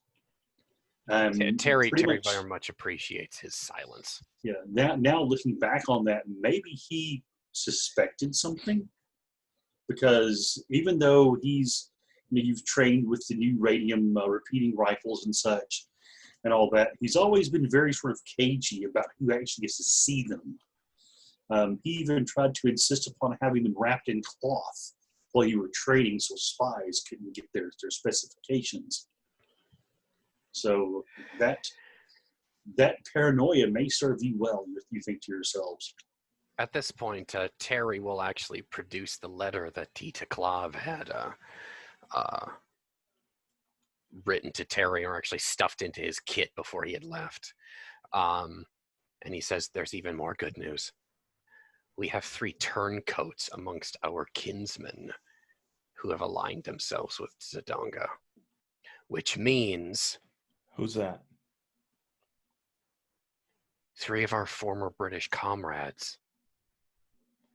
She did not give names, which means they now also have the knowledge of the Lewis. They have the 18-pounder gun. They have the 240-pound gun. The rifle grenade, any mines that we had used in basic training. He said the rifle grenade already. Possibly even worse. Again, I'm marching us into a trap. It's like Gallipoli all over again, sir. And he stops and he just...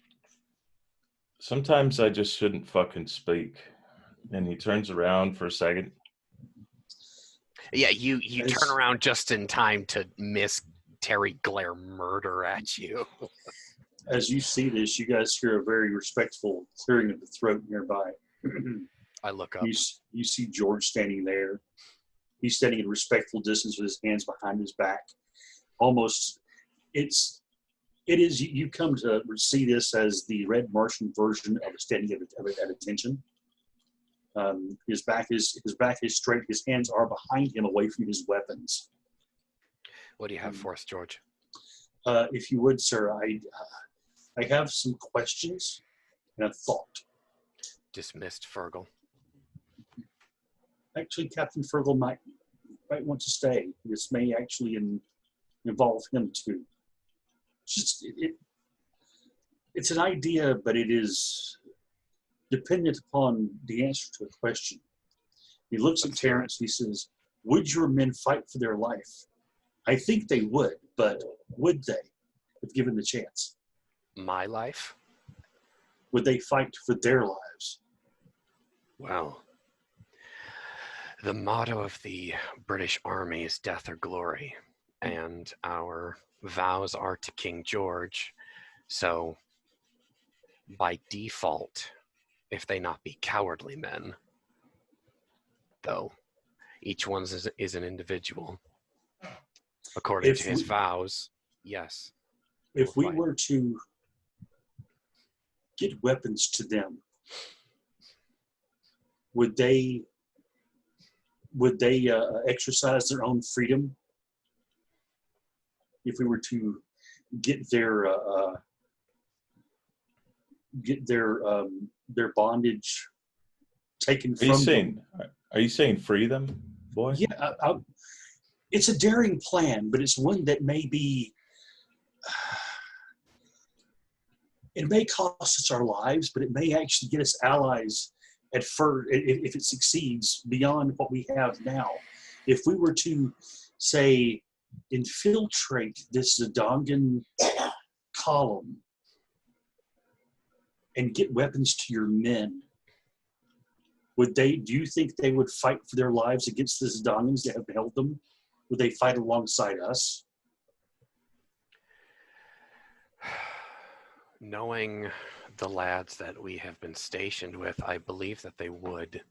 But however, I think taking the time to infiltrate them quietly while the river still flows beneath us rather quickly, it would be a waste of time. Well, just Moss Bale was saying something a bit ago, and over there he motions to where the rest of the officers have sort of gotten together, and they're poring over these maps and such and discussing back and forth. And he said if we were to acquire them and go in guns blazing, as it were, while, say, a few took a stealthy approach from the opposite side on small flyers and were to drop in wearing the kit of the Zidongans, they might be able to infiltrate in the chaos as the ships then retreated. I think I see what he's saying, sir. I believe he's talking as if we do have all of these Zidongans that we captured, including Moss Bale, who has pledged his fealty to me. Is that the right word? That is the right word. That would be the right word, yes. It's just weird. And do we have these blue capes and the Zidongan trappings with us? In fact, we had the trappings of about 80 Zidongan Marines in the holds of the Elga, from what I've been told. Well, if that's all the of their case, kit then was stored there. I guess we outfit our lads. Terry's using the royal we, looking at Fergal. I guess one of your Utans is going to be dressed as a Donga for now. What is Utan? It's the Martian equivalent of a company of men, 100 strong. I would imagine Fergal kind of leaned over and asked you that. And yeah, Terry would have translated for you. So we prepare. We take this time right now to do this, and then we start ferrying over the men via the flyers. Well, good. And if necessary, hopefully they don't meet resistance, and then the whole idea is blown. But this could work. If they were to skirt as far as they can by the side of the cliffs, they could get there without being seen, especially if once we locate this column, if they're looking in a different direction at the time. If we go in making a great show of force, firing our guns off as if we're attempting to attack and then retreat for whatever reason, they may actually even have their bloodlust heightened enough to even pursue. Possibly send an Uton or so out to pursue, or at least get their scout flyers into the air if they have them to pursue us. And then the battle ensues because our flyers would have to defend. Yes. Well, they wouldn't defend; they would go on the attack. That's what we do. Yes. Well, he can try to get as close and even filter into the column. If he's unable to do that, then he has to perform a feint and get them to hopefully follow. Right, sir? Terry just nods. I suggest we be quick about it then. I do. Are you wanting to pull from well, it will be all my men from the, were you asking to send some of your men with them? George says, I would like to, if possible, lead this mission. I just look from him to Terry. Fergal, you're dismissed. The prince and I need to have a private conversation. Sir, yes, sir. And stuff. He reaches out for a handshake. Terry will shake his hand, but his eyes don't leave the prince's. And I kind of, since he's not looking at me, I look at George and I go, balls. Big balls. And I just jump back to the other ship. And I immediately smiles at that. Okay. And George and then and then I call for Moss Bale. Okay. Again, interrupting things. That's okay. George looks over at Terrence as Fergal leaves, and you see in his eyes the same fury that matches yours. But his is cold. His is patient. His is the cold certainty of death itself. And he says, I can do this. I am not arguing that fact, my prince.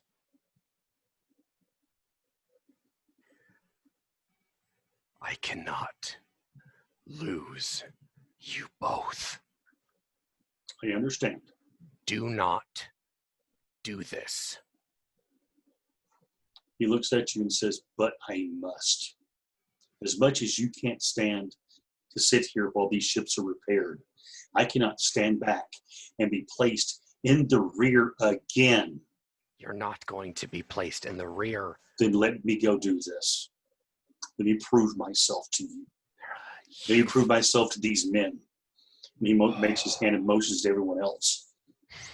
Let me show them that the blood of the Chan is bold and cunning.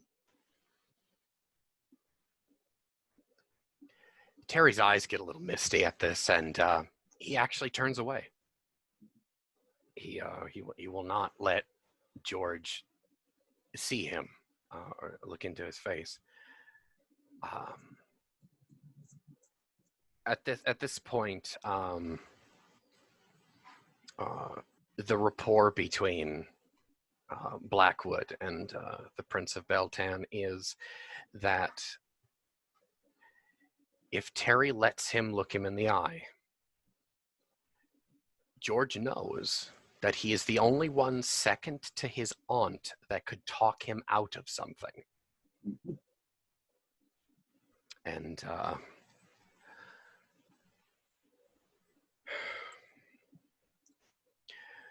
George, I understand that you're very upset for me leaving you behind on that scout run.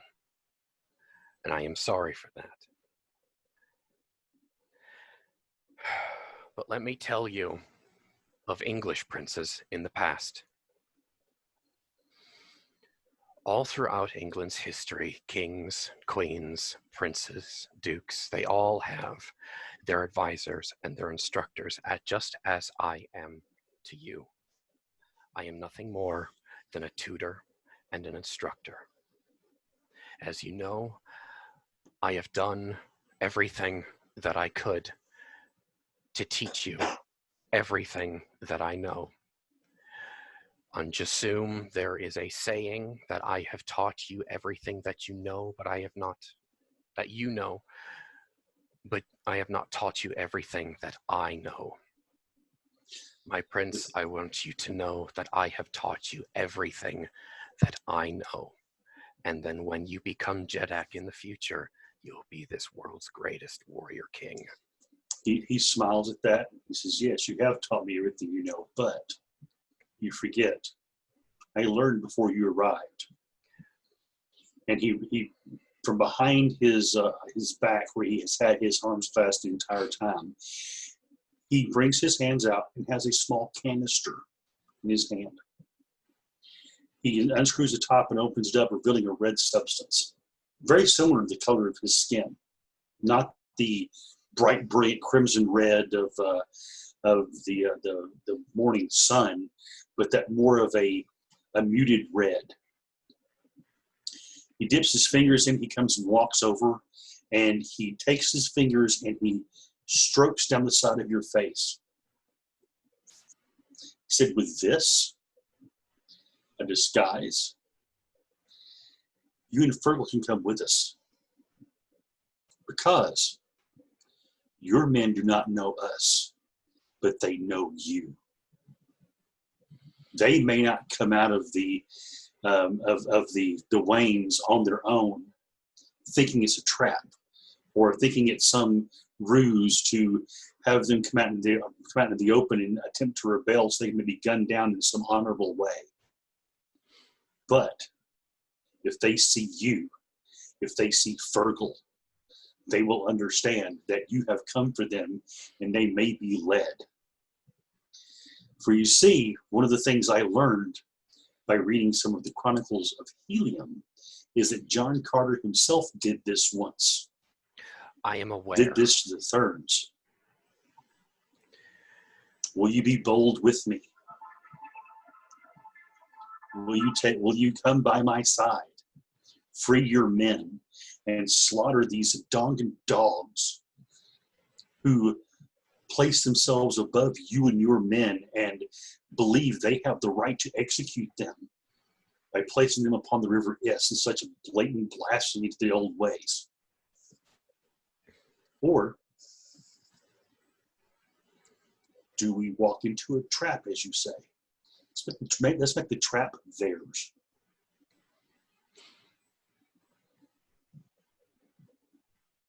Terry will actually touch some of this paint, and he'll rub it off on his fingers. Your fingers actually look very much like the same skin tone as you see before you on George's face. I've read about this. But you didn't let me finish.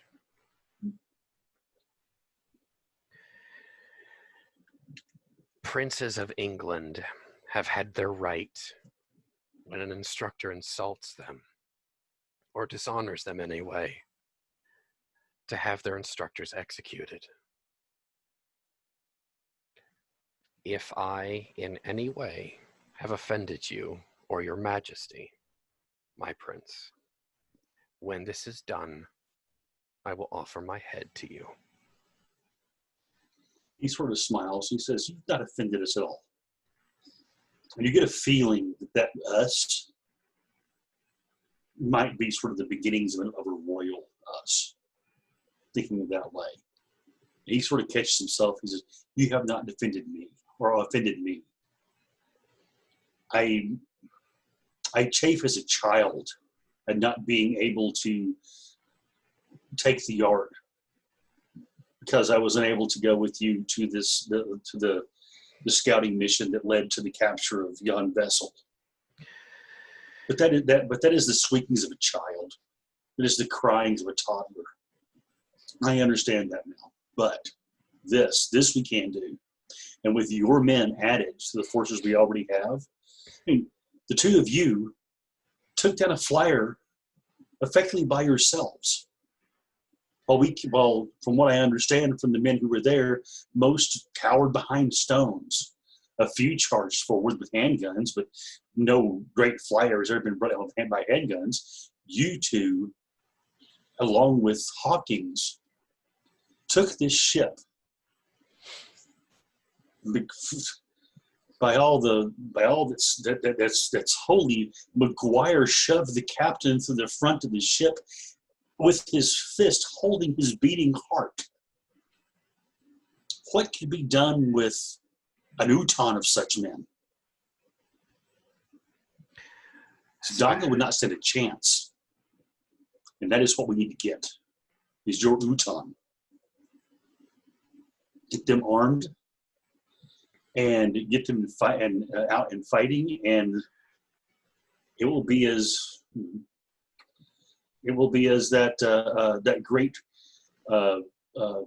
great dust river we crossed the night before, buffeting and blowing these Zidongans away as if they were just a pesky beast of some type, a small nothing.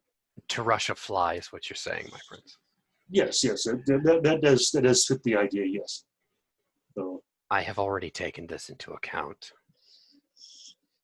I did plan to turn these, what we Englishmen call our soldiers, as Tommies, loose on Zidanga once armed and harnessed, and well, with this war paint of yours, clad in red just like the rest of us. Now, I agree. And Terry will actually put his hand on the side of the prince's face. Washington, as the name has become a form of endearment Terry will use on him. You are the younger brother that I was never blessed with. It is why I am so viciously protective of you. It is not a comment on your abilities as a warrior, as well I know you're a small sack of teeth. he grins at that. Now, gather our padwars so I can tell you, and all of them, the plan. Yes, Jeddak, he says quietly. He sort of grins. Oh, I offended. I apologize. Yes, Jed. Yes, Jed. George. Yes. Wishful thinking is all. And maybe a whispered word here and there. I have ears. I hear what you padwars and princes and Jeds hear or see, whisper behind my back. Your aunt has not made me husband yet. He comes up and he actually throws his arms around you in a very manly hug. And he says to your ear, yet. And he sits back and he holds your shoulders. He says, yet. I kind of grab the sides of his head and I kind of like a fistful of hair on either side. I said, yet. Now find us this paint. I will try, as your Jed, to be more patient in the future, my prince. I'll be off with you. I need to put on my jewels. Okay. And he heads off.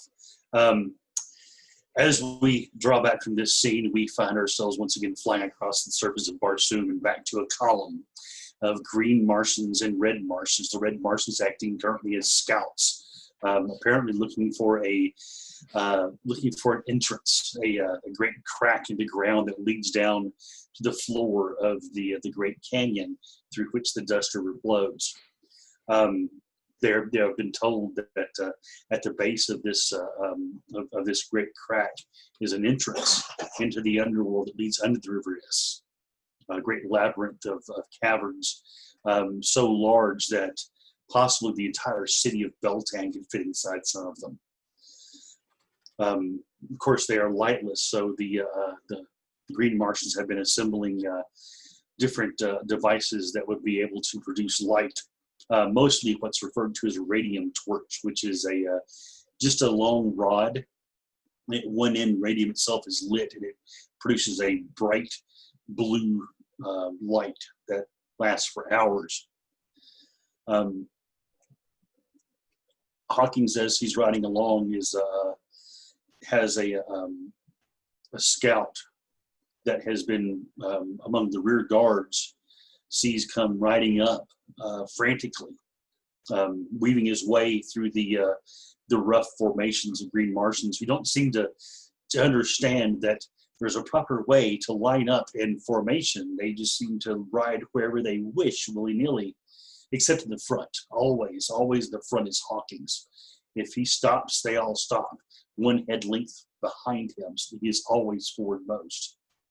But this chaotic rider comes charging up, his throat looking weary, its tongue lolling out as it approaches him, and just for a split second, he overtakes you and goes just ahead, and he reins his throat back viciously with his own mind, and he says, "Jeddak Hawkins, I have news from Beltan. Horrible news." What? The war has started without us? Possibly the Shilothorus, of Helium, the ambassador is the word they use. She is slain. Her blood laying across the carpet, apparently by Bochan. There was a letter left that she was to go marry her true love in Zidanga. And death to Helium. Death to the Thoruses. This is what is being said. I'm gonna pull my throat up for a moment and The entire column comes to a lurching halt as you do. and bark out, "Silence, I need a moment to think." All around you, you see these Green Martians go silent, and you feel their minds weighing upon their throats as their throats almost stock still, barely breathe, as they gaze upon you, wondering. May I roll an intelligence check to think on this a bit? Of course.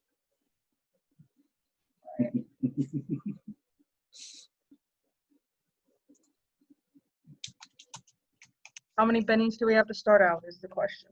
You had 3 starting out, or 4, yeah, 4. 3 starting out? 4. I've been doing Okay. 4 for you guys.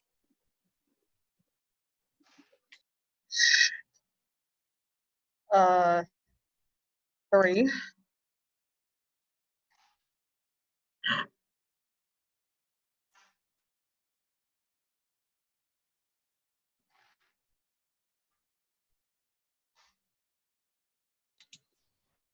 Come on. What are you trying to figure out in your mind? Finally. Okay.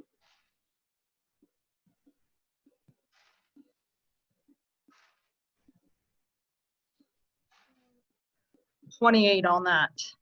Okay. You see right through this. This had to have been a plot by someone. Because Bochan never would have done that to her. And Shilothorus were actually, though they had a bit of a rivalry, they were genuinely fond of each other.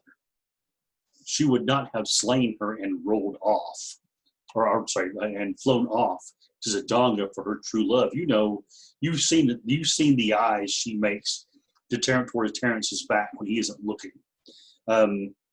You've seen that look that. Well, it's the same look that your mother gave to your father when you were young, when she knew he wasn't looking. It's that desire of a person. Beautifully worded, Keith. There is no way that she would have hidden that and faked that while loving another so strongly. There's no way. I'm going to lean down towards this rider. More towards, because, well, let's admit I'm on the ponies. I'm on the pony of the thoats. Oh, no, you're not. I'm not? You're on one of the larger ones, yes. All right. This I'm is gonna a lean down draft towards- vote. Oh no, this is a great war throat. Excuse I'm gonna this- lean me, down. not a draft horse. Huh? No, I'm this gonna was lean Sport down. Pole's great war I'm gonna throat. lean down towards this man and say, "Are you completely sure that's what happened?" This is what is said. I'm going to grab him by the throat and lift him off his throat. Okay, you're able to do so without much effort. If you ever speak such lies again to anyone here, to anyone, I will crush your throat as effortlessly as I am holding you. Are we clear? His eyes are huge. He says, "As you speak, Jeddak, so shall it be." Drop him. Not onto his throat, just drop Yeah, him. he hits the ground and scrambles over to the throat and climbs back up. He says, I will find the truth of this. You find it, or it's your head that will be decorating my saddle. He nods and gives He a should have cross. a Benny. Come on now. Yes, I'll give you back.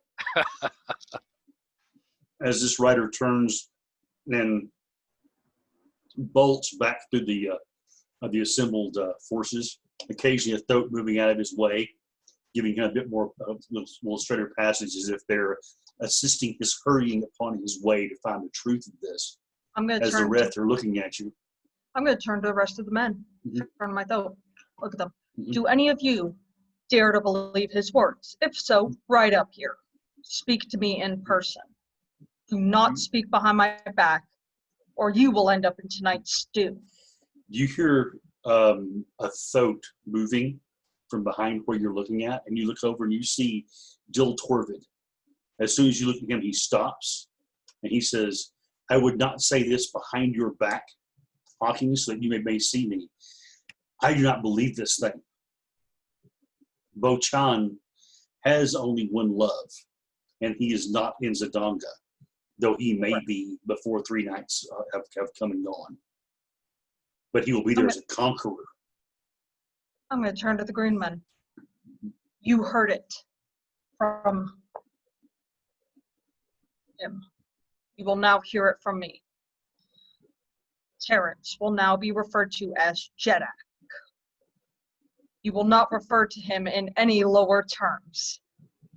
You will treat him as such. You will respect him. You will take care of him. And if you hear anyone daring to say otherwise, slit their throats. You see that they look to each other. You see several nods pass, going sort of a ripple through the, and of course you see some further away where your words couldn't be heard, repeating what you have said. And you see Zint Basur back there with his wives in column, and he's also with your wives are also back there with him as well. Your wives decked out in war harness is something a truly awesome sight to see. He looks at you and says, "From your mouth to our ears, it is heard and it is understood.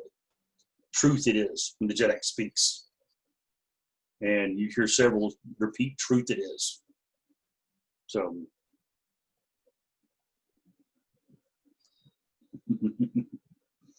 I will look at them and say, now we ride harder. Zedonga has committed the greatest crime they could. They have tried to put blame on a Jeddak that is undeserved. You have my permission to raze Zedonga to the ground, burn every home, take whoever you want as a prize, except anyone belonging to the Jeddak, anyone belonging to the captain. And of course, the Jeddak herself will not touch them. They will be honored. Anything else is now a war prize. You see off to the side one of your red Martian scouts looking up toward the airships above, and the airships they've been moving forward and back, and they'll occasionally come back and use semaphore to send signals down. And you see one that's sending a signal down, and he looks up and he looks over at you and says, "Jeddak Hawkins, they have found the cut. It is but an hour's ride away." You know what? I have a command for you. Yes, We madam. start the war early. Send the warships. Send half of what is assembled here under Zint. Zint, you are in command of the formation. Take Zidonga to the ground. He points up and he says, "You want me to fly?" No, you will command the warships. You are now my second in command. You have my trust. Take half of these. Take all the warships.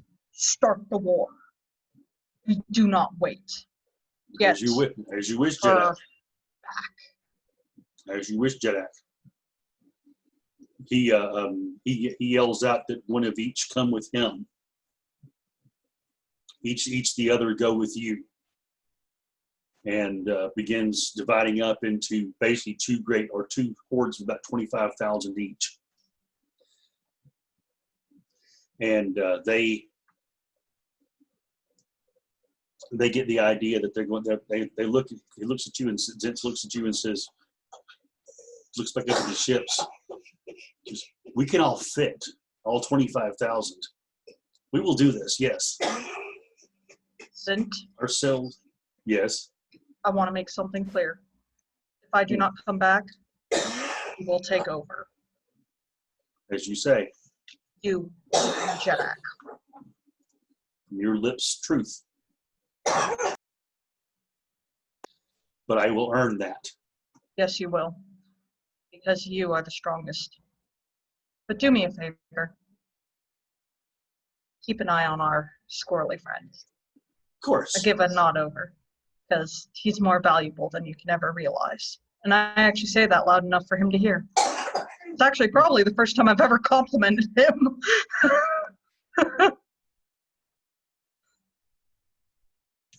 So your green Martians get the idea that they're going to load up on these ships, these half of them, these airships. There's enough that they can actually get them all with their throats there. And if they power their drives to maximum output and keep as high as they can to catch as much light for the day, they say they can reach the Donga in maybe 2 days. If they cut across the great the very edges of the Dust River, they may actually do it faster. Do whatever you have to get there faster. Okay. And remember, who is off limits? Mhm. Everything else is war prize. Okay. For And you, if succeed, if you bring us glory, if you take that city, we will rebuild it as our own. we will. They all cross their arms in front of their chests, and they begin the process of loading these green Martians onto the airships.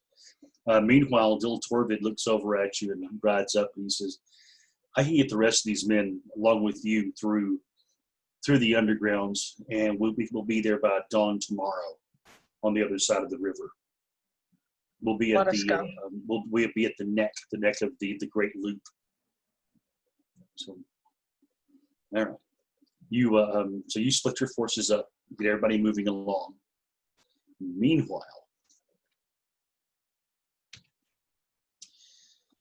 as these men surround or get together, there's what you wind up with about 10 former Zidongans that know how to wear the proper kit, and have sworn their fealty to the two of you, along with George, Terrence, and if he chooses to go, Fergal. You'd have 13 men. A somewhat unfortunate number to your ear, but unfortunate for him. Unfortunate for him. Well, unfortunate for who? So the number 13. Is it a bad omen for the men for your men or for theirs? Right. Well, Terry will actually enter the scene here as number 13. Okay. Sorry, Dave, I cut you off once. Go for it all. I'll do my piece when you're done. No, he's just thinking about it, and he's counting them up, and he's like, well, he looks back at the ship, and he's like, he's trying to think that if he's better on with the main attack force or with the flyers or down on the ground.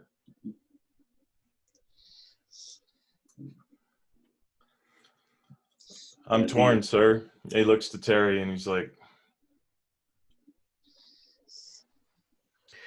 Terry will emerge from, well, just previously, he will have emerged from his cabin, now decked in his bejeweled harness, his trappings, his greaves, his saber, his saber on his left hip, a long and slender dagger, kind of dangling in the small of his back, and a short sword dangling from his right hip. He'll enter the scene, and for a moment he's silent as the rest of the Padwars look upon him, and he'll say, "What a lowly Padthan that I strike a figure in this." Which the rest of the officers will catch the joke. As a translation for the audience, a Padthan is a warrior without a household, without any allegiance. When Fergal speaks up, he just looks to him and says, I believe initially your place was with your scouts, was it not? You've trained together. I think that is best. Well, what is your opinion on that? I believe that you speak true. So, and thus reduces the troop to 12, sir.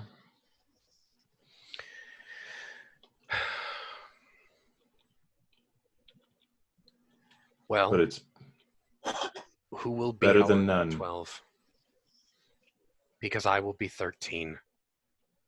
I'll take that upon myself.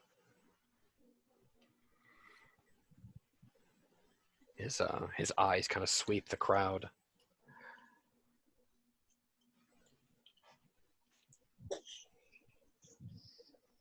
Keith, I don't know if you're actually speaking or if you're muted or not.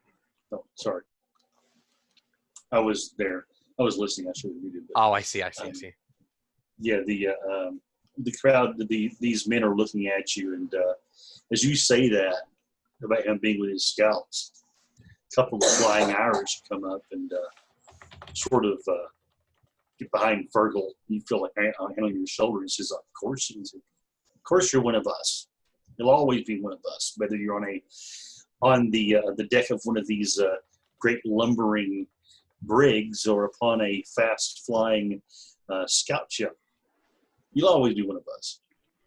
Then I guess, Fergal, it's not my will, it's your trooper's will. I'll actually crack a smile at that. And, all 5 of my Padwars will be coming on the ground mission. Okay. You know, the Flying Irish have been talking with George apparently, and loved the idea. One of them says we can actually take the launch and put the troops on there that we're taking, and we can fly high cover for them and cause even more of a distraction if need be. I mean, I'm fairly sure Zidongans have never experienced swift flyers as ours flying over their lines and dropping these beautiful. And he holds up one of these the bombs that you guys have devised. He sort of tosses it up in the air and catches it almost contemptuously. One of these wonderful, wonderful little exploding beauties. His eyes light up. On Jasum, we called them care packages. Ah, for you cared so much to send the very best. He gives them an evil grin. We can carry a double handful of these, 10 each. Drop you behind the lines. As you approach, we can be dropping these along the opposite side of their line to keep their attention there, and then run off, leading their flyers in a merry chase as your great lumbering gunboats fly in and fire off a few rounds to give them a good scare, and then retreat, possibly as cowardly Beltonese as they think we are, as one of the fellows says.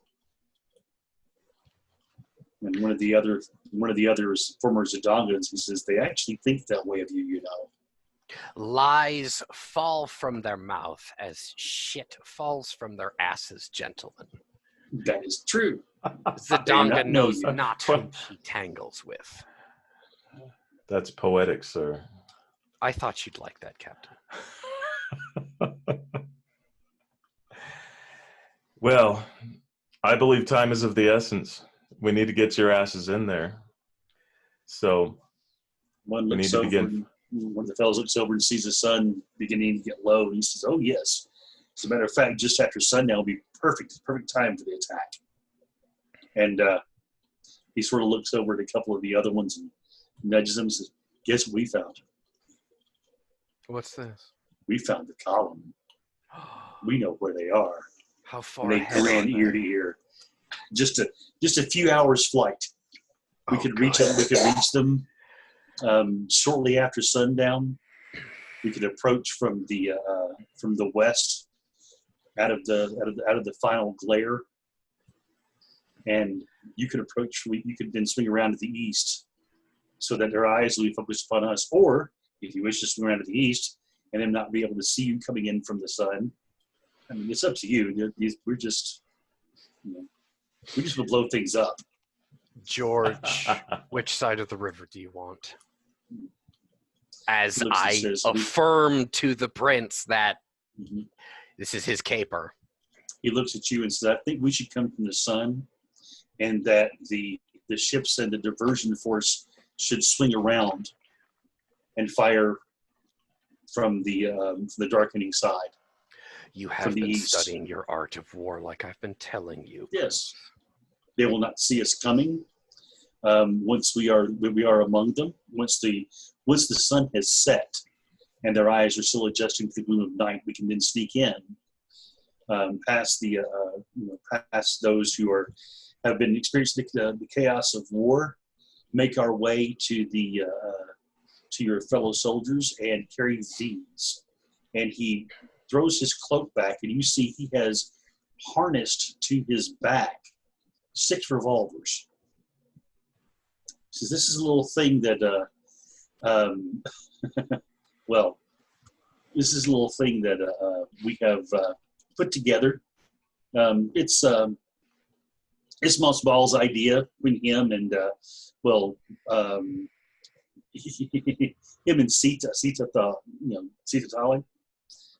We came up with these general ideas to, if there are 6 of us going in, or there are 10 of us going in, 13 actually with the view, if we're all carrying these, this will be enough revolvers to outfit a full Uton. Yes, they only have 6 rounds each, but it may be enough to cause a proper diversion to gain more weapons. For 1 bullet gains 1 short sword. 1 short sword gains many heads. I nod my assent to the prince's idea. He then sort of has these things carted out. You see Sita Tale sort of smiling about that. She says, I did the stitching. I can tell by my medical training of stitching wounds. That's how it's so precise. She comes over, and Virgil looks up and down and says, "Don't get blood on this." And she starts actually buckling it onto you without asking you first. They'll be getting the Hush, baiting, hush, hush, not me. hush, hush. Stop squirming around so much. And she buckles this thing onto you, and she when she does that, she sort of pats you on the chest and says, "You better come back. And I want to make sure you didn't bleed on me either, because as soon as you get back, full physical. It'll take all day." Of course. Yes. No getting at it this time. I was saying, "Oh, duty is too many things going on." No, full physical. We just got a little wee crack to get through first. Oh, yes. Okay.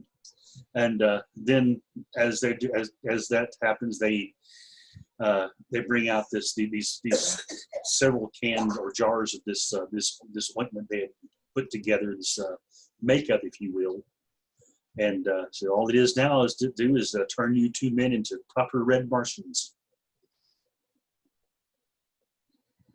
And with that, they begin applying this thing to your bodies, once again, without saying anything. It's almost as if this is a initiation.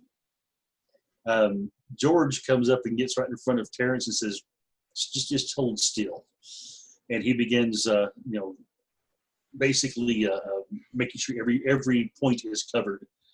Fergal actually has, well, let's just say Sita makes sure that you're covered in places that aren't actually visible to the hoops and hollers of some of the men. Oh, not in the crack. You didn't say it was Sita, make sure the crank is well covered. Oh, of course, as she reaches around with a big handful of stuff. Oh, God. I sir? I shoot a wink to As you do that, your eyes catches that at the corner of your eye George's face, and he just sort of shakes his head and says, "No, sir. You're No, not sir. touching me there, boy." No, sir." It's like a handful of lard or something. Something. So, Fergal, do not make this harder for me than this already is. It's already hard enough, sir. Uh-huh.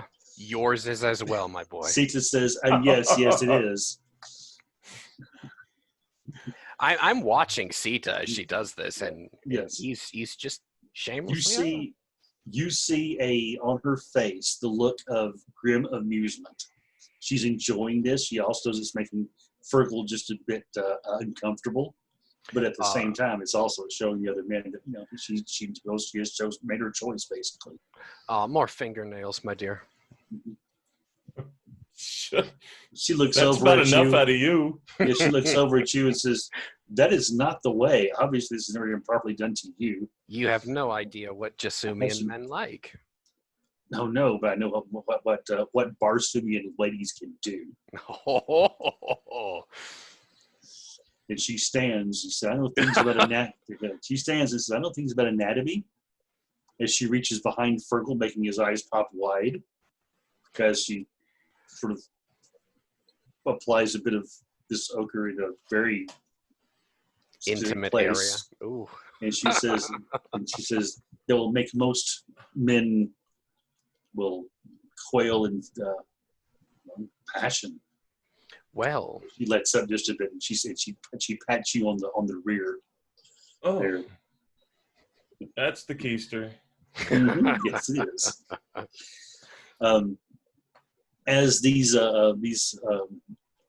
this preparation is winding up, and they're preparing the guns, get you all rigged up, and the vehicles prepped. We go back and see Baldric as they come to the cut, the downward slope between very steep sides down into the darkness. You can hear the roar of the great Dust River just beyond the edge of this of the canyon there.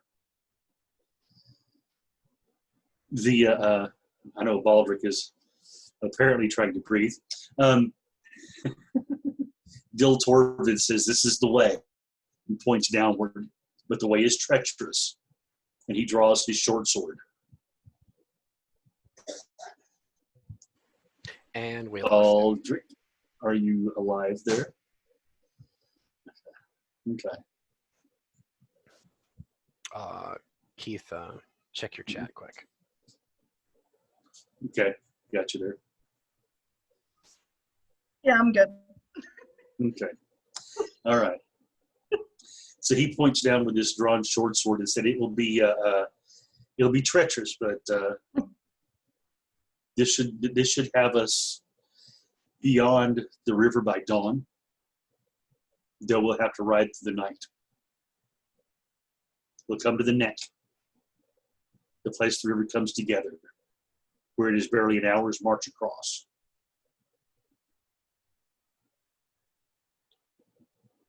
You'll have to make sure your men's weapons are drawn and make sure that they are watching for things in the dark creep, things with red eyes. Tell them not to be separated, stay with the group. The red eyes, when they come to the dark, rarely leave without prey.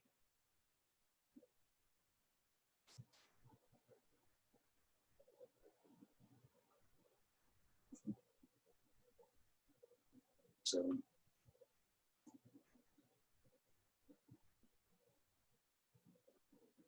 I will make sure they're careful.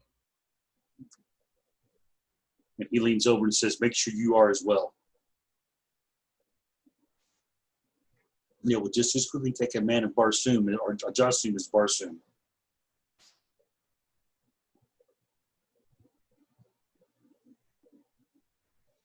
Okay, that was funny. And the group begins the long descent down through the crack.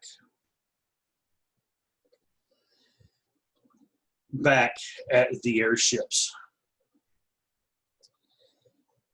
Fergal and Terrence are ready to go. The sun has lowered. The other airships have taken their leave and are heading to the positions to attack this convoy. You take to the air, following the plan, hanging next to the canyon. In fact, in some cases, you're flying just beneath the rim of the canyon, following these crazy flying Irish as they flirt with the eddies of the wind and the dust, back and forth, hooping and hollering as they will. And you come to a point where the timing is critical. You know, the sun has to be at the right level. So you come to a small promontory that's protected and you land. And you have everyone sort of gathers about. So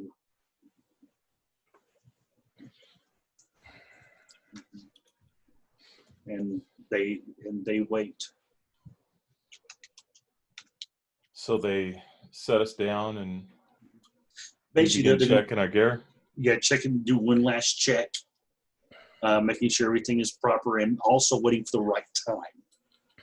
The sun has to be down low enough to where looking to the west will be painful for anyone, but still high enough that you're not flying out of the darkness. Are we still at the War Council? Oh, well, if you want to, before you maybe reflect back upon just before you left. Okay. When we see you addressing the troops there as they prepare themselves. I look to the prince and I say,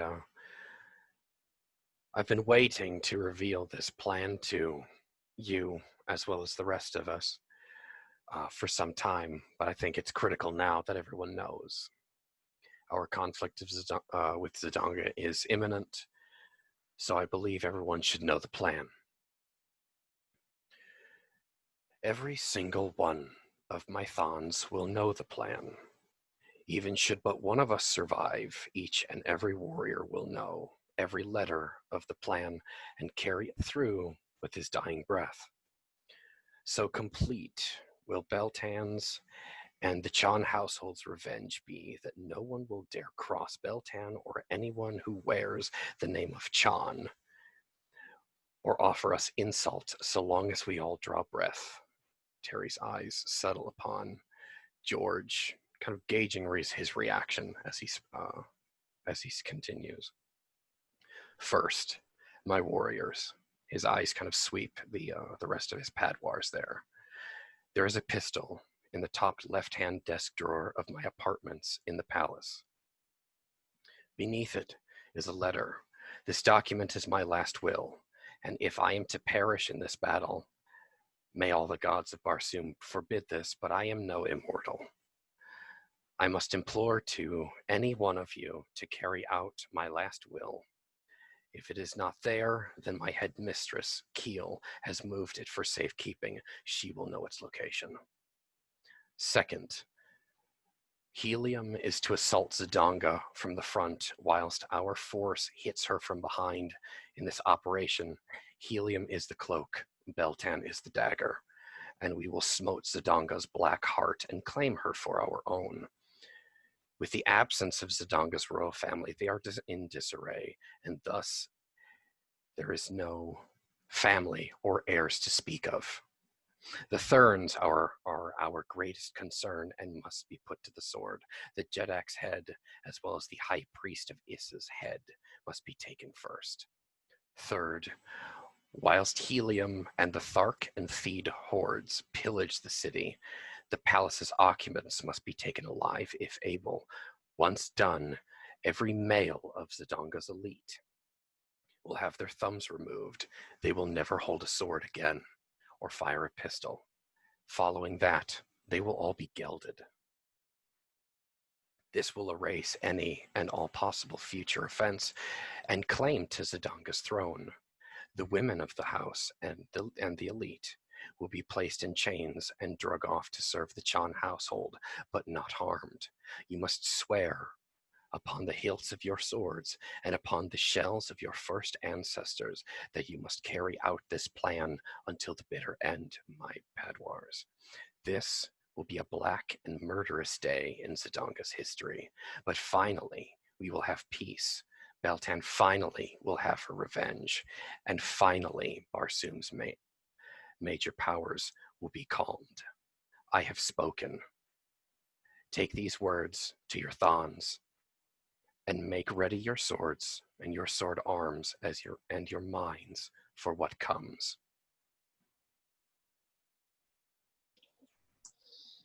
With that echoing in their minds, they all went to their task, leading you here to this point where you are waiting for the sun to dip just below the level where it will be difficult to look into it. And it's a very, very short window. You rise just above the level of the rim, and you believe you can see off in the distance along the wavering haze rising off of the hard pan just above the images of a column. You hear below you the sound of rushing water. You hear behind you the roar of wind as it whirls into a great whirlwind. But you think you can hear just faintly on that wind the sound of thoats, marching feet. And as the sun blazes behind your head, you move forward. And you can see that same light reflecting from the great wings of the two airships, circling beyond something that the heat wavering obscures just a bit. You see one volley, then a second, flying toward the ground, great plumes of dirt and salt and sand flying up into the air. As you gain just a bit of altitude, you see that they are actually firing upon a column. You see men scrambling to take defensive positions. You see four flyers rise up, the small scout flyers that turn, and you see the blue spark of firearms going off from them back toward the airships. As the Flying Irish look back, give a proper British salute each to Fergal and peel off, going full throttle, rising higher as your transport stays low. You see those flyers fly forward, and the small little black harmless-looking spheres falling from the sky. Where they hit, men learn to fly for a very short time, and they hit the ground, twisted, broken things. You see the great craters open up below them, the dirt and the dust, the broken axles of at least one wagon, which you hope is not the one that your men are on, although the Flying Irish never be that careless. As the sun touches the horizon, you can now hear this battle going forward in front of you. The screams, the explosions, the bark of rifles, the slightly less threatening bark of pistols, and then a few more volleys of the guns from the big ships. You see the Olga fire one full volley and then a half a volley, and then a full volley and then a half a volley, and you understand that what's going on is those faster loading guns can fire twice as fast as the old ones. There are a few that point towards this, and of course they're both flying the colors of Beltane as they would be. A few more volleys go up from the ground, and you see one wagon has stopped, and something is going on there. As you see a long, slender thing become visible under a tarp, and it rises up and rotates, and you see a bright blue spark and a huge thunderous thump as something large fires back toward the ships. You see it hit the Raven just in front of the command pod. Does not take the command pod out itself, but it obviously damages the ship, and with that they turn to flee. As you can see there on the picture there, it actually went up and just under the command pod and actually impacted on the starboard nacelle of that, taking off a bit of the top of it, not damaging it structurally, but giving it a good blow. At that, as the two ships wheel and act as if to flee, and as that happens, you're about 200 yards behind the line. The flyer lands, and you're told to disembark. Go, go, go, as everyone that is part of this stealth mission puts foot to earth. And the flyer rises and turns and heads back the way it went, leaving you all out there on the hard band as the sun, as it does so swiftly here on Mars, disappears.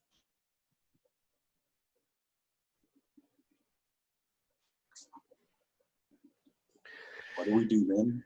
Roll I look initiative. to, isn't George and calling the shots? George is. Pretty much. He gives it a moment for the flyer to run off, and he says, "Okay, man, forward. Charge forward as fast as you can, as if you're charging the enemy. And when you get there, cheer as they run. Though it may hurt you inside. Cheer as if it's the greatest love of your life." I get it. Terry gets to the edge, and he.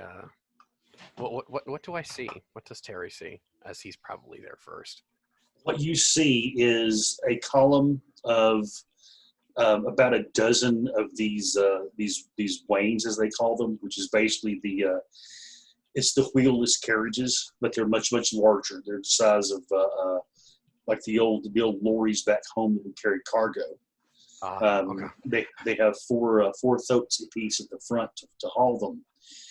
The one that you see that had such the odd contraption upon it looks to you to be an artillery piece, something you had not seen before, and from the whispers and looks of awe from the red marches that are with you, they'd not seen it before either. Terry used to run with earthly artillerymen. Is this a Martian take on one of our Yes. Royal Artillery. Which Yes, one it does it is. look like? The 18-pounder gun? Yes, about the 18-pounder. So it's a good sized gun. Although it may be slightly smaller than a proper 18-pounder, Mm-hmm. maybe like a 16. Okay. So you'd say possibly. Either way, Um, Terry will actually let out a cry, actually, as it's less of a cry than of cheering for his fellow Zidongan troopers, but more a cry of elation that he's finally able to lay eyes upon the rest of his kinsmen. And you do see there are two of these wains that have large cages effectively on the back instead of cargo. And inside, you see the telltale white faces of Englishmen. The occasional shock of red hair of an Irishman. One blonde here. And you see, looking out from this cage with a look of utter desolation, the face of Beauchamp. His face, no longer clean shaven, now bristling with a few days of growth. A broken man. I look down to my left at George. I am your man here. Where do you want me? Let us proceed closer. There are two of those. If you would go to one and McGuire will go to the other and tell the men in there that you have come, but for them to have patience. Once it is full dark, they will stop. When they stop, we will arm them. We'll have to do so very, very surreptitiously. Terry will fall back into his the British military mindset. He is now taking orders again. When he is able to insert himself into the Zidongan ranks, he'll actually closer yet to dusk. As it gets darker, he'll kind of like jog out of the scrub and then fall in behind one of the footmen patrolling, and his machine gun will actually be up over his shoulder at I suppose marching rest. Okay. And if I can, Keith, I want to be on the side that Beauchamp is kind of leaning out. Is his face between the bars? Is he just lounging Beauchamp, there? He is baked. From what you saw him, he is literally sitting in the corner, his back to the corner, and he's not looking at anything in particular. You know, he has these men before him, and you know, you've always been taught, you've always understood that the officer sets the tone for his men. That you should that the officers, you know, the fellows who may at one point or another may have been grooming you for a possible command at one point, if you ever got that lucky, had always told you that the bearing of the officer bears everything on the men. When the officer's back is straight and the officer's head is high, the men will hold their heads high and hold their back straight. If he does not, then the men will not. And by the look of Beauchamp's posture, he looks defeated. The men inside seem to have that same desolation about them. When we'll say possibly the patrol gets a little farther ahead and Terry is left relatively alone and out of earshot of the other Zidongans, he'll kind of mutter under his breath, loud enough to where the major can hear me, and he'll just mutter, "How am ya, me old mucker?" You see his head sort of tilt as if like what? He looks over his shoulder, just almost as if he's not expecting to actually see anything, as if maybe he thought he may have heard something that wasn't true. And his eyes catches you. "British officers do not duck, good sir."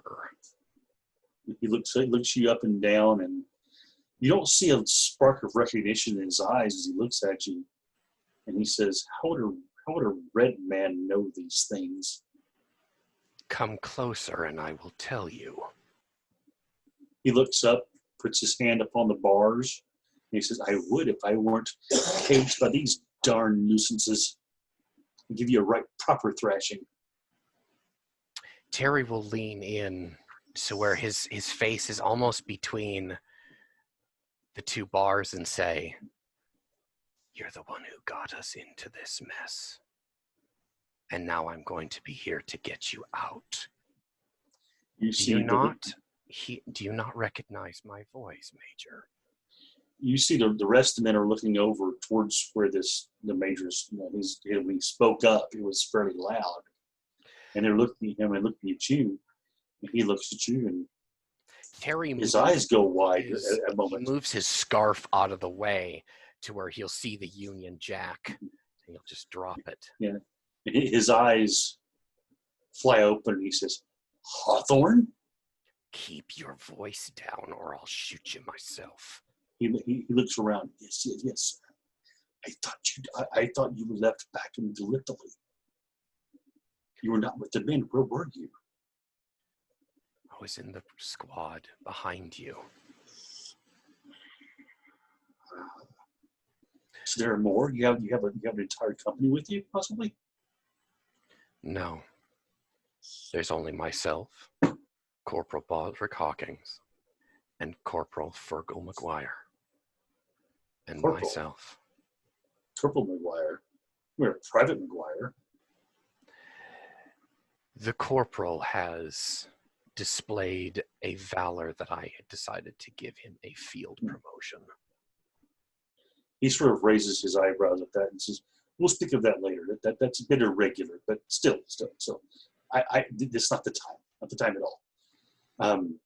You have a plan? I have a plan. And I'll actually kind of look behind me. Mm-hmm. See if I can catch George in the scrub.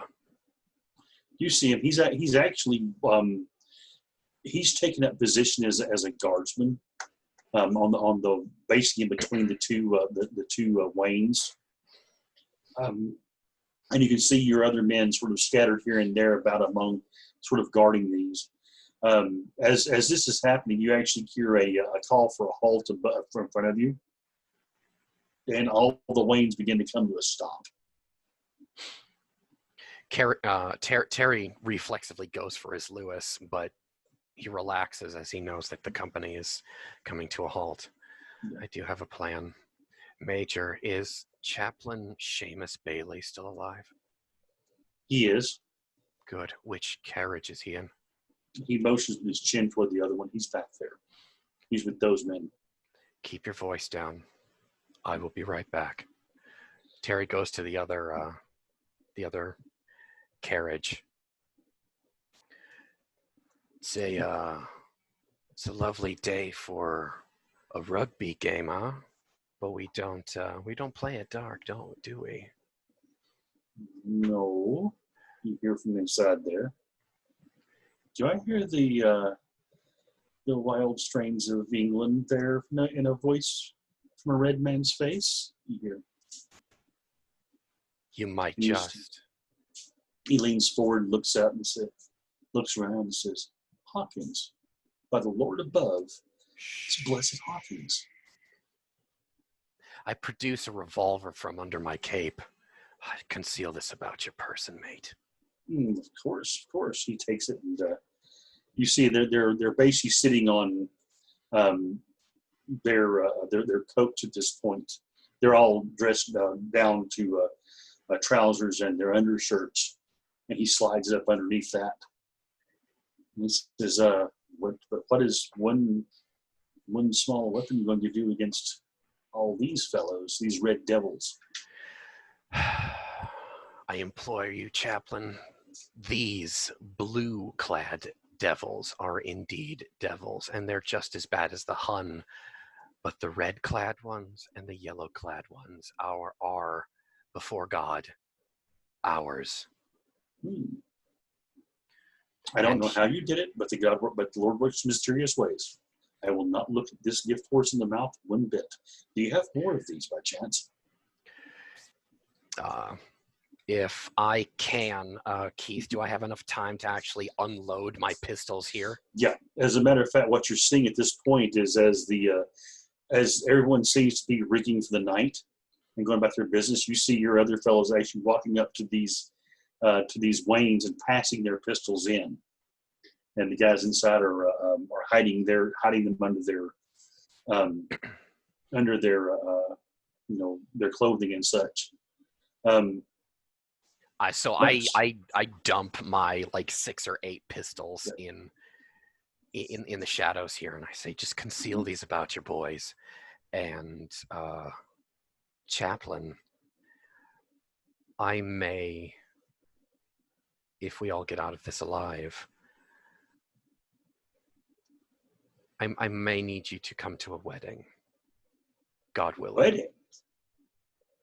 He looks up and says, if that is your will, then yes, I will come to a wedding. I'll reach in for a handshake. I'll squeeze his hand and I'll be like, Godspeed, Chaplain. I will be back shortly. Okay. And as you're passing these pistols in, as you see these others passing pistols in, we'll pull back just a bit and see the overarching column as it's coming to a halt and preparing for the night. With that, what do we see in Frickle McGuire's mind as he unloads his pistols into these once again fellow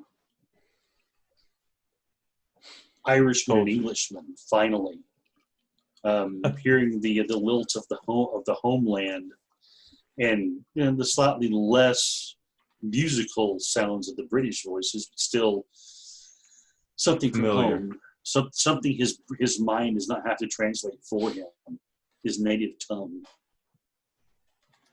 He's actually kind of wistful at the moment because it's bringing back memories of, and he may have not trained or known them personally, but he has seen many of these faces as he's going by, and he's passing on the information as quickly as he can. He's nervous, but he's excited that it's actually working, at least so far, which sends a sort of a sense of adrenaline up his spine. He did take the time to establish a code and utterance and a response with his team, which was match Inferno. So that if they ever needed to, especially because it was going to be dark, they wouldn't understand what the correct response would be. So, but he passes along that, be ready, boys. It's not much, but it's enough. Look out for these colors. And we needed to watch for the blue, right? Blue is the Donga, yellow is Beltan, red is Helium. Shoot blue. But not our blue. Right, not our blue. And when the time comes, use it.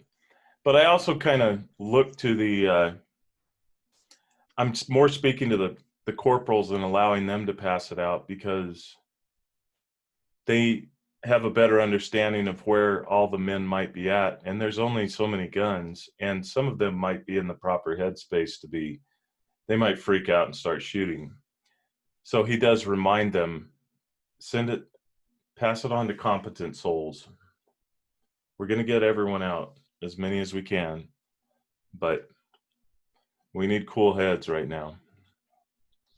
By a rough count from both of you, there are approximately 47 souls that have been captured. Just shy of a platoon. Would have been 53 counting the 3 of you, had it not been for those 3 who deserted. which you haven't had a chance to ask about yet. But Uh, with that, what do we see of Terrence's mind as he's doing this with the as these weapons get into the hands of his former brethren? Whereas he'll bid the chaplain farewell and just tell him to wait until the time comes. He will know when. He'll go back to the major and maybe a little bit more imperiously than Terry wishes. The effect of being propped up on the pedestal of Jedak is starting to affect the bounce in his stride, and he says, "Major." he looks up and sees you coming there. He says, "Sergeant." There's a grim but not appreciative look on Terry's face, but that military discipline does keep him from popping off. I have it under advisement that 3 of our number had deserted our platoon. Who are they? I want names of them. They have the curs. It better not have been Sergeant Dawkins, the other machine gunner of our platoon. Unfortunately, it was him and 2 of those Scottish bastards. I think they were the entire time once they arrived here. They seemed to fall in love with this place a little too freely.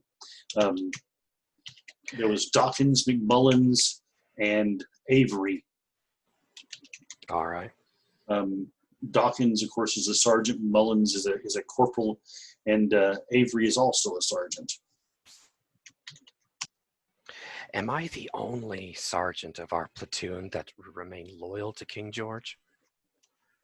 Yes, and damn them for their avarice and their lustful ways. The women that they plied them with apparently were their downfall.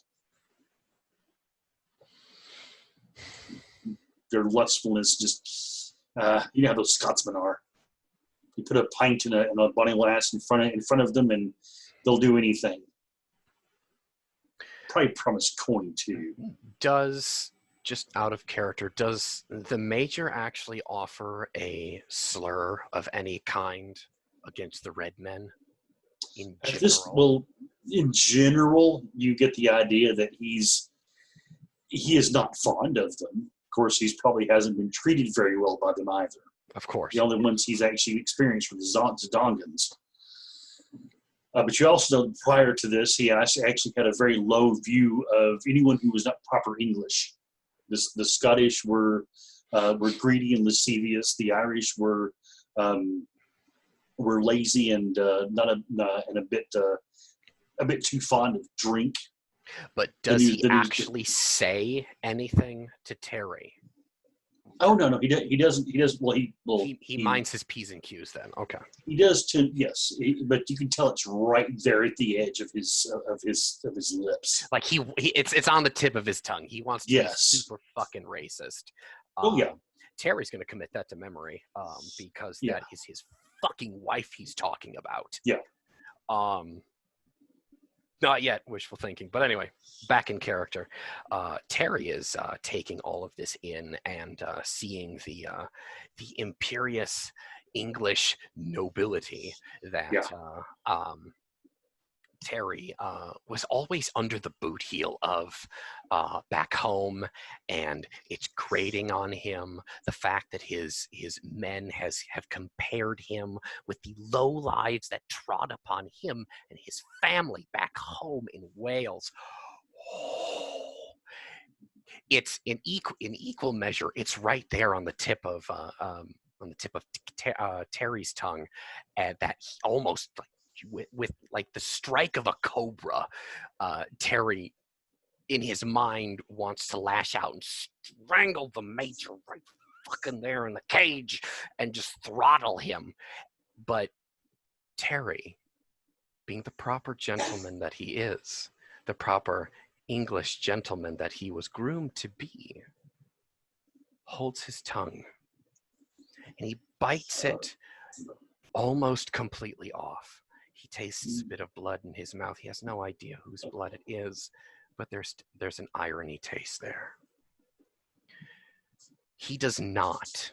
He's actually actually going into a fold of his Union Jack sash, which the Major has not commented on at all. And he was about to pull a pistol forth and give it to the Major, but Terry decides not to. Perhaps playing a little bit of God in this way to pass judgment on his Major for getting him into this mess.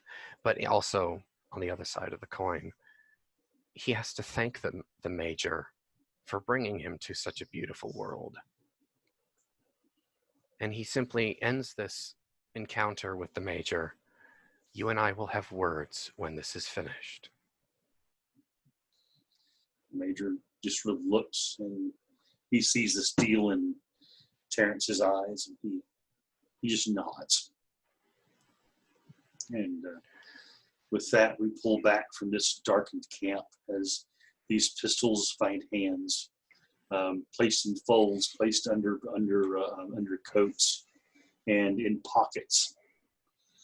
We pull back, and we see to the north the airships of Beltan rounding the great curve where the great Dust River becomes a great spread, as if it were a delta.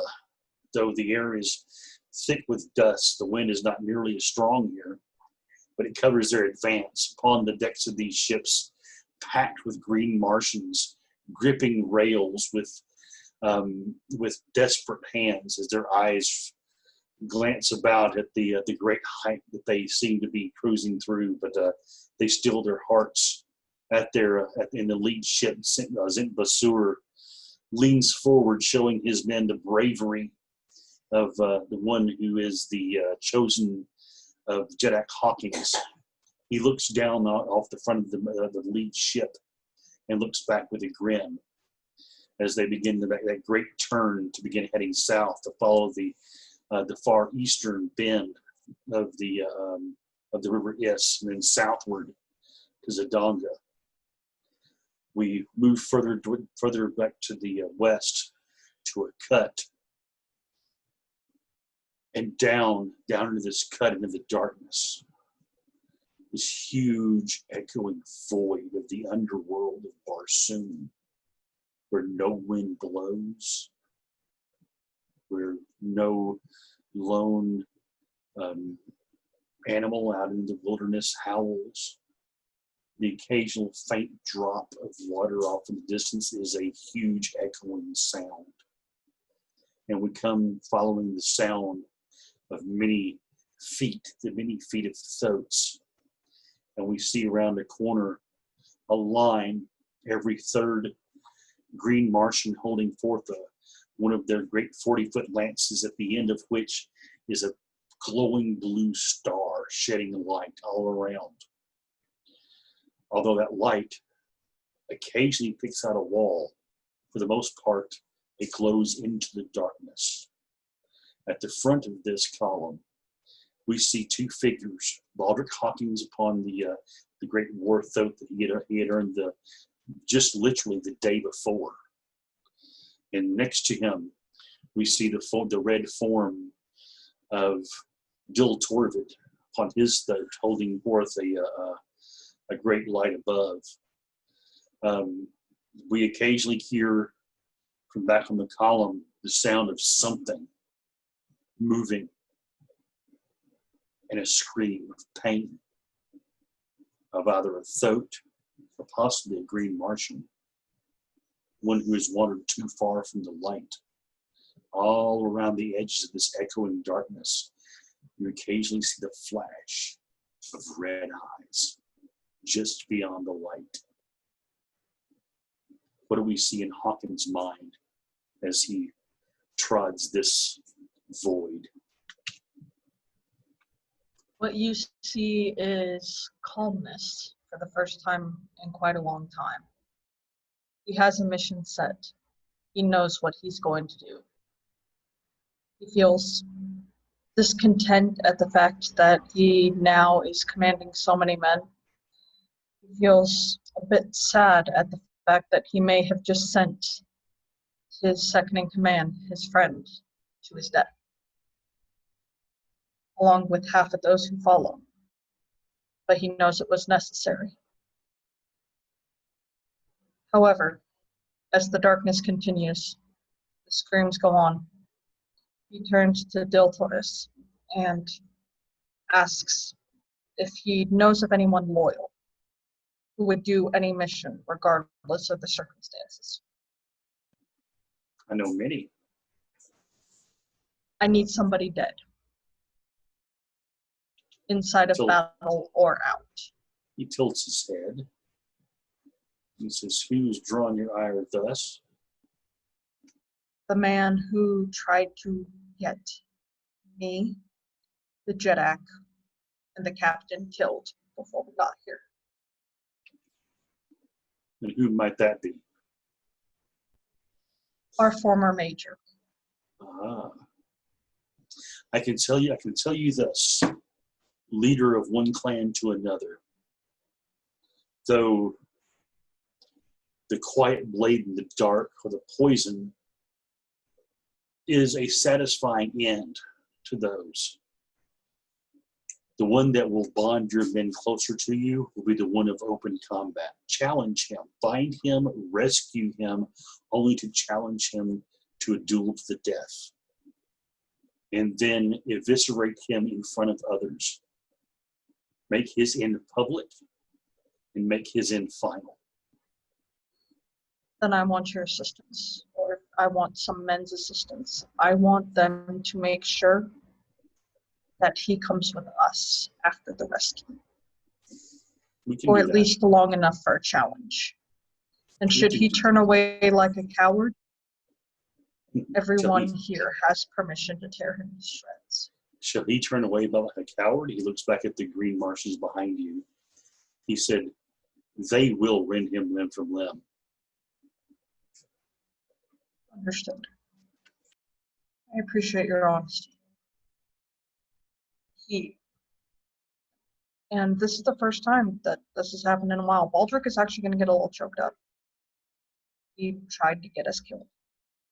He took us into a battle he had no right to. He took us face first against an enemy that outnumbered us far too many, against our own kind, who, though we're in the wrong, were fighting for different beliefs. So he charged forward into overwhelming odds without a thought to the lives of his men around him, yes? Not in an honorable manner, correct. Why was it not honorable? Why was it not honorable? Here's why it was not honorable. And I might have to make a bluff roll on this. Okay. I will gladly do it real quick. Okay. One moment. You don't have bluff, so it's going to be a wild die and a d4. A wild dice.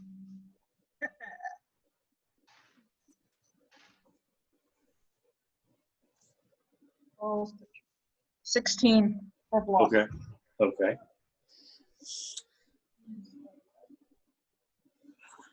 Got a 16 on a bluff. And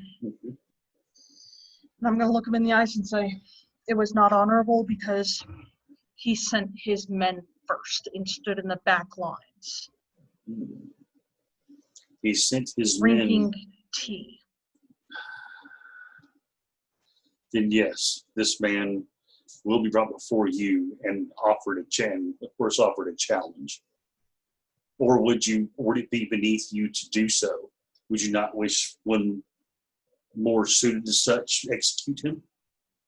I would wish one more suited to such. He is beneath me, beneath Jedak Terrence. He is beneath Fergal. He is beneath us all. He sort of smiles. He said, I have a nephew who is 14 years old. Would he be suitable? He sort of smiles at that. First kill and all. You know, if you believe that he is worthy of such, feel free. And Or should we just I feed would him to the pers- white? Or should we just take him by himself, place him upon a boat upon the Yes, and let him make the final voyage alone? I would much prefer he be tied to the back of the boat and keel hauled down the river Is. Now, I don't know what this keel hauled is, but I'm sure it could be Keel fun. haul is where you tie them to the back of the boat and let them slowly drown as they attempt, because you tie them by the ankles so they can't swim well. Ah, And as they slowly drown as they float along the river or ocean, and as the waves and everything underneath slowly tear their skin and their limbs apart, and everything in the ocean feeds upon them. As a coward. this sounds appropriate for one who would send his men to battle without his own life being at risk. Okay. Yes, that is what we should do. And your He sort of smiles at that. nephew, should he wish for battle, he may join me if you would like him to, and fight along my side. If we get through this cavern, I will. Well, I'm sure you will. I didn't promise you that we would. I shall bring him forward, and he shall ride beside you as a bannerman. Would that be good? I would be greatly honored. Then he will. And with that smile, we pull back up to the surface, where we see the river Is flowing beneath the great winds of the dust river that flows above it in this area. Up above that, out from the surface of Mars, past one of the great moons as it cruises its way. And until next week, have a good weekend, people. Have a good week, and check in next week and see what happens. It may actually be the finale of Upon the Blood Red Sand. Good night, everybody. Good night. Right.